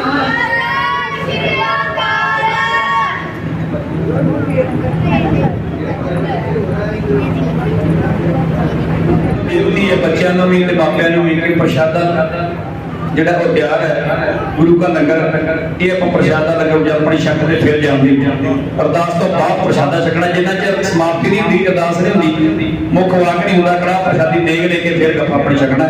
ਇਹਨਾਂ ਬੇਨਤੀਆਂ ਨੂੰ ਵੀ ਪ੍ਰਵਾਨ ਕਰੋ। ਆ ਜਾ ਬੇਟਾ। ਬੜੀ ਬੱਚੇ ਦੇ ਵਿੱਚ ਚਾਹ ਕਿ ਮੈਂ ਸ਼ਬਦ ਬੋਲਣਾ, ਮੈਂ ਤੇਰੇ ਨਾਮ ਬੋਲਾਂ, ਫਿਰ ਆਪਾਂ ਬੇਟੇ ਨੂੰ ਆਪਾਂ ਟਾਈਮ ਦੇਣਾ।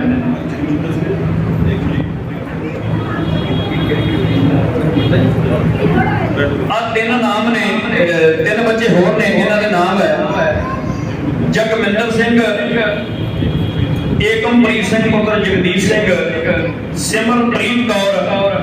ਇਹ ਆਣ ਕੇ ਆਪਣੇ ਮੈਡਲ ਜਿਹੜੇ ਕੋ ਪ੍ਰਾਪਤ ਕਰ ਲੈਣ। ਇਹਨਾਂ ਨੂੰ ਸਰਟੀਫਿਕੇਟ ਅਸੀਂ ਦੇ ਦਾਂਗੇ ਕਿਸੇ ਦਿਨ, ਕਿਉਂਕਿ ਕੰਮ ਥੋੜੇ ਜਿਹਾ ਘਟ ਗਏ ਸੀ, ਗਿਣਤੀ ਦੇ ਵਿੱਚ ਪੂਰੇ ਨਹੀਂ ਆਏ, ਇਹਨੇ ਘਟ ਗਏ ਸੀ, ਇਸ ਕਰਕੇ ਅਸੀਂ ਕਿਸੇ ਦਿਨ ਬਾਬਾ ਜੀ ਨੂੰ ਬਣਾ ਲਾਂਗੇ, ਉਹ ਬਾਅਦ ਚ ਲੈ ਲਿਓ। ਬੋਲੇ ਸੋ ਨਿਹਾਲ।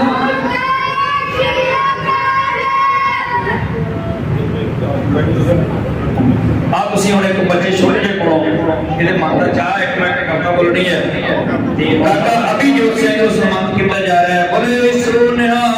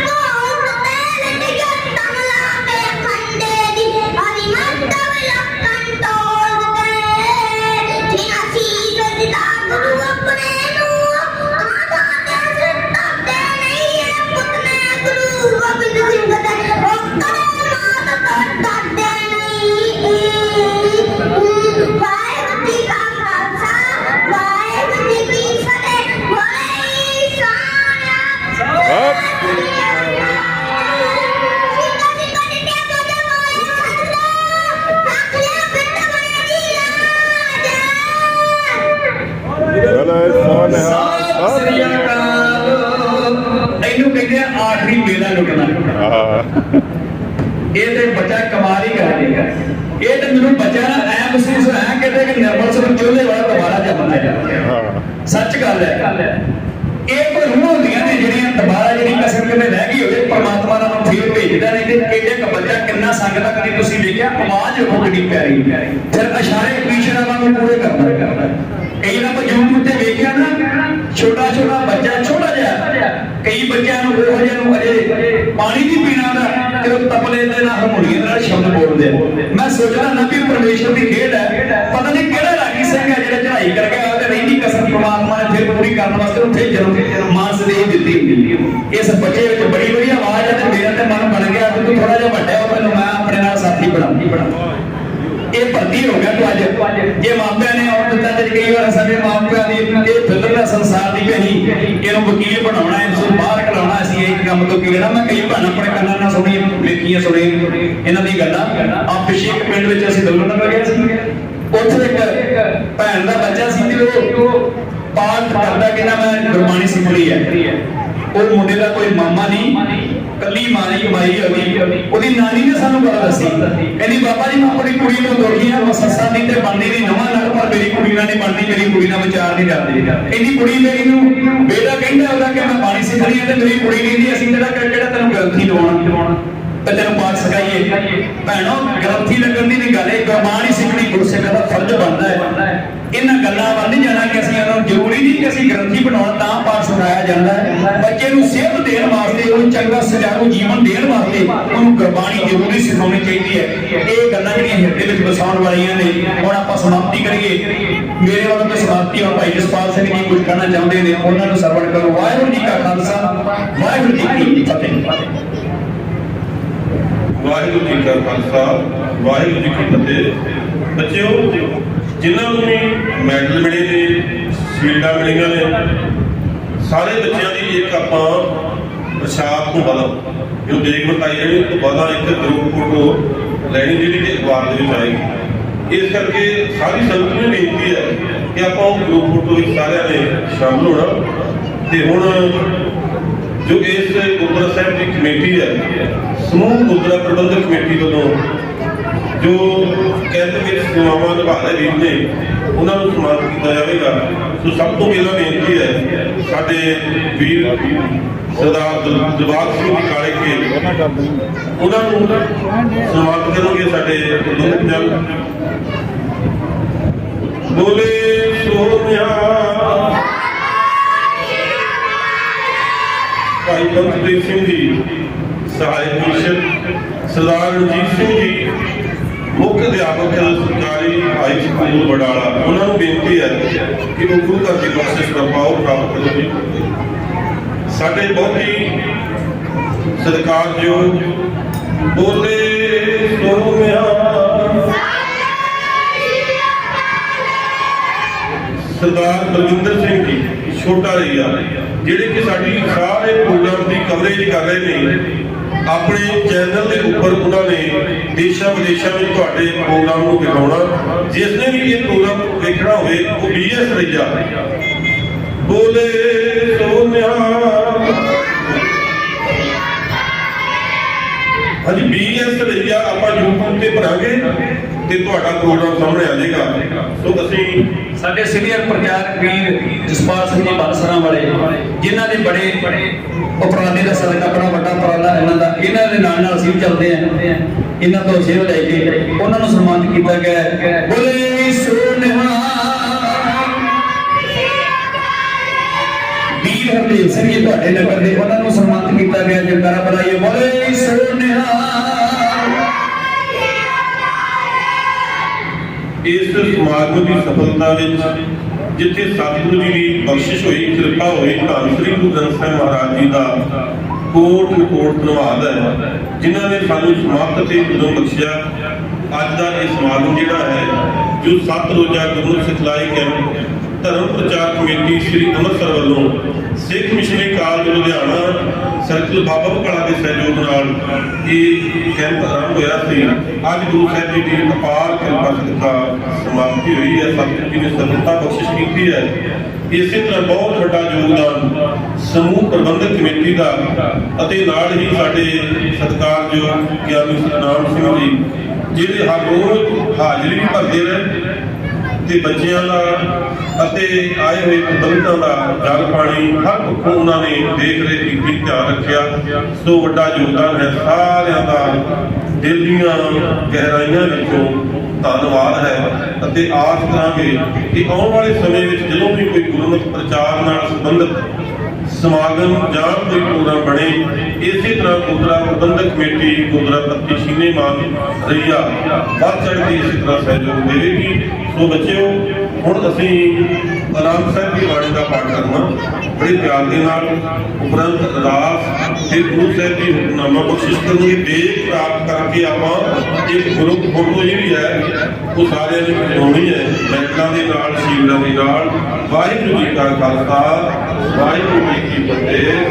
ਨਾਮ ਕਲੀ ਮਹਲਾ ਤੀਜਾ, ਆਨੰਦ ਇੱਕ ਓੰਕਾਰ ਸਤਿਗੁਰ ਪ੍ਰਸਾਦ। ਆਨੰਦ ਪਿਆ ਨਿਰਮਾਏ ਸਤਿਗੁਰੂ ਮੈਂ ਪਾਇਆ, ਸਤਿਗੁਰ ਮੈਂ ਪਾਇਆ ਸਹਿਜ ਸੇਤੀ ਮਨ ਵਧੀਆ ਲੋਣ ਪਾਇਓ। ਸਤਿਗੁਰੂ ਪੂਰੇ ਕਾਲ ਕੰਠ ਪਾਇਆ, ਇਤਨੇ ਸਤਿਗੁਰ ਸੂਰੇ ਦੁਖ ਰੋਗ ਸੰਤਾਪ ਉਤਰੇ ਸੁਣੀ ਸੱਚੀ ਬਾਣੀ। ਸੰਤ ਸਾਜਨ ਪਏ ਸੱਚੇ ਪੂਰੇ ਗੁਰ ਕੇ ਜਾਣੀ। ਸੰਤੇ ਪੁਨੀਤ ਕਰਕੇ ਪਵਿੱਤ ਸਭ ਹੋਇਆ ਭਰਪੂਰੇ। ਬਿਨ ਮੰਤ ਨਾਨਕ ਗੁਰ ਚਰਨ ਲਾਗੇ ਪਾਸੇ ਅਨੰਦ ਦੂਰੇ। ਸੁਣਤੇ ਪੁਨੀਤ ਕਰਕੇ ਬਿਨ ਮੰਤ ਨਾਨਕ ਗੁਰ ਚਰਨ ਲਾਗੇ ਪਾਸੇ ਅਨੰਦ ਦੂਰੇ। ਵਾਹਿਗੁਰੂ ਜੀ ਕਾ ਖਾਲਸਾ, ਵਾਹਿਗੁਰੂ ਜੀ ਕੀ ਫਤਿਹ।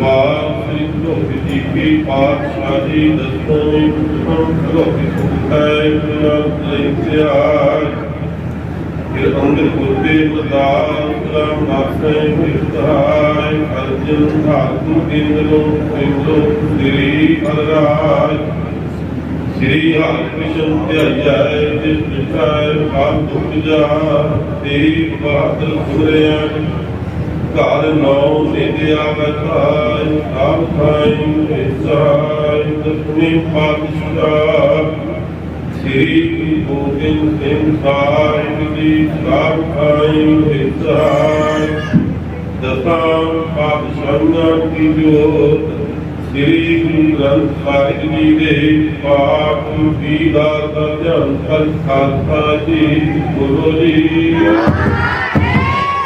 ਨਿਮਾਣਿਆ ਦੇ ਮਾਟ ਨਿਤਾਣਿਆ ਦੇ ਦਾਟ ਨਿਉਟਿਆਂ ਦੀ ਧੰਨ ਧੰਨ ਸ੍ਰੀ ਗੁਰੂ ਗ੍ਰੰਥ ਸਾਹਿਬ ਸੱਚੇ ਪਾਤਸ਼ਾਹ ਜੀਓ ਆਪ ਜੀ ਨੇ ਮਹਾਂ ਬਖਸ਼ਿਸ਼ ਰਹਿਮ ਕੀਤੀ ਹੈ। ਆਪ ਜੀ ਦੀ ਹਜ਼ੂਰੀ ਅੰਦਰ ਗੁਰਦੁਆਰਾ ਪੱਤੀ ਸ਼ੀਨੀ ਮਾਨ ਤਈਆ ਦੀਆਂ ਸਮੂਹ ਸੰਸਥਾ ਪ੍ਰਬੰਧਕ ਕਮੇਟੀ ਵੱਲੋਂ ਧਰਮ ਪ੍ਰਚਾਰ ਕਮੇਟੀ ਸ੍ਰੀ ਅੰਮ੍ਰਿਤਸਰ ਸਾਹਿਬ ਸਿੱਖ ਮਿਸ਼ਨਰੀ ਕਾਲਜ ਲੁਧਿਆਣਾ ਦੇ ਸਹਿਯੋਗ ਨਾਲ ਬੱਚਿਆਂ ਦਾ ਗੁਰਮਤਿ ਸਿਖਲਾਈ ਕੈਂਪ ਆਪ ਜੀ ਦੀ ਆਗਿਆ ਤੁਰੰਤ ਆਰੰਭ ਕੀਤਾ ਸੀ ਜੋ ਆਪ ਜੀ ਦੀ ਕਿਰਪਾਲਤਾ ਦਇਆ ਅਰਥ ਦਾ ਅੱਜ ਸੰਪੂਰਨ ਹੋਇਆ ਹੈ। ਆਪ ਜੀ ਦੀ ਪਾਵਨ ਹਜ਼ੂਰੀ ਅੰਦਰ ਸੁੰਦਰ ਦੀਵਾਨ ਸਜਾਏ ਗਏ ਸਜੇ ਹੋਏ ਦੀਵਾਨਾਂ ਅੰਦਰ ਬੱਚਿਆਂ ਵੱਲੋਂ ਕਵੀਸ਼ਰੀ ਕਵਿਤਾਵਾਂ ਪੜ੍ਹੀਆਂ ਗਈਆਂ ਸਤਿਗੁਰੂ ਜੀਓ ਗੁਰਮੁਖ ਵਿਚਾਰਾਂ ਹੋਈਆਂ ਗੁਰਮਤਿ ਅਰਥ ਭਾਵ ਸੁਣਤੀਆਂ ਸੰਤਾਂ ਦੇ ਬੱਚਿਆਂ ਦੇ ਹਿਰਦਿਆਂ ਵਿੱਚ ਵਸਾਉਣ ਦੀ ਬਖਸ਼ਿਸ਼ ਬਖਸ਼ਿਸ਼ ਕਰਨੀ ਸਰਬੱਤ ਸੰਤਾਂ ਨੂੰ ਚਰਨਾਂ ਦਾ ਪਿਆਰ ਗੁਰਸਿੱਖੀ ਜੀਵਨ ਦੀਆਂ ਦਾਤਾਂ ਦਰਬਾਰਾਂ ਵਿੱਚ ਸੁਖ ਸ਼ਾਂਤੀ ਵਾਲਾ ਜੀਵਨ ਬਖਸ਼ਿਸ਼ ਕਰਨਾ ਜੀ ਆਪ ਜੀ ਦੇ ਸੇਵਕਾਂ ਵੱਲੋਂ ਦਰ ਦੇ ਕੜਾਹ ਪ੍ਰਸ਼ਾਦੀ ਦੇ ਤਥਾ ਲੰਗਰ ਹਾਜ਼ਰ ਕਰ ਪ੍ਰਵਾਨ ਹੋਵੇ ਜੋ ਛਕੇ ਸੋ ਆਪ ਜੀ ਦਾ ਪਵਿੱਤਰ ਨਾਮ ਵਾਹਿਗੁਰੂ ਵਾਹਿਗੁਰੂ ਜਪੇ ਦੇ ਸੰਤਾਂ ਅਸੁੱਧ ਵਰਤੇ ਸਰਬੱਤ ਸੰਤਾਂ ਦੀਆਂ ਹਾਜ਼ਰੀਆਂ ਤੇ ਸੁਧ ਗਏ ਪ੍ਰਵਾਨ ਕਰਨਾ ਜੀ ਇਸੇ ਤਰ੍ਹਾਂ ਮੇਰਾ ਬਖਸ਼ਿਸ਼ਾਂ ਰਹਿਮਤਾਂ ਕਰਕੇ ਆਪਣੇ ਚਰਨਾਂ ਦਾ ਪਿਆਰ ਗੁਰਮਤਿ ਦੀ ਦਾਤ ਬਖਸ਼ਿਸ਼ ਕਰਨੀ ਕਿਰਪਾ ਕਰੋ ਪਾਵਨ ਮੁਕਤ ਬਾਗ ਦੀ ਦਾਤ ਬਖਸ਼ ਕੇ ਨਜ਼ਰੀ ਨਜ਼ਰ ਨਿਹਾਲ ਕਰੋ ਜੀ ਸੇ ਤੇਰਾ ਜੀ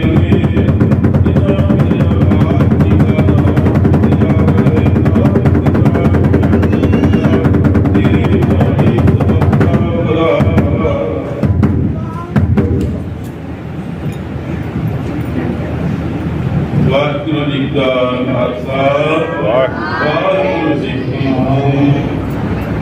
ਵਾਹਿਗੁਰੂ ਸਾਹਿਬ ਜੀ ਤਨਾਸਰੀ ਮਹਲਾ ਚੌਥਾ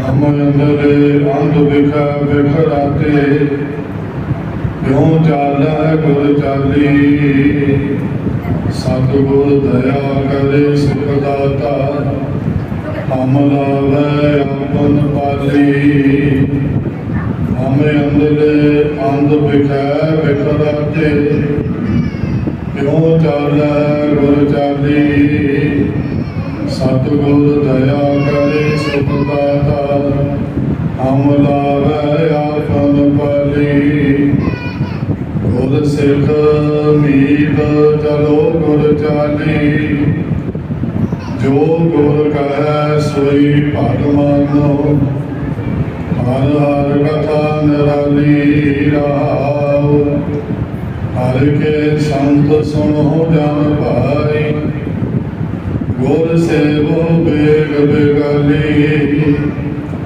ਸਤਿਗੁਰ ਸੇਵ ਖਰਚ ਹਰ ਬਾਂਧੋ ਮਤ ਜਾਣੋ ਆਜ ਬੇਕਾਲੀ ਹਰ हर के संत जपो हर जपना हर संत चल हर नाली जिन हर जपया से हर होए हर मिलया के रखलाले हर हर जपन जप रोज रुचानी हर कृपा कर बनवाली जन नानक संगत साध हर वेदो हम साध जना पगराले हर हर जपन जप रोज रुचानी हर कृपा कर बनवाली जन नानक संगत साध हर मेलो हम साध जना पगरले वाहिगुरु जी का खालसा वाहिगुरु जी की फतेह।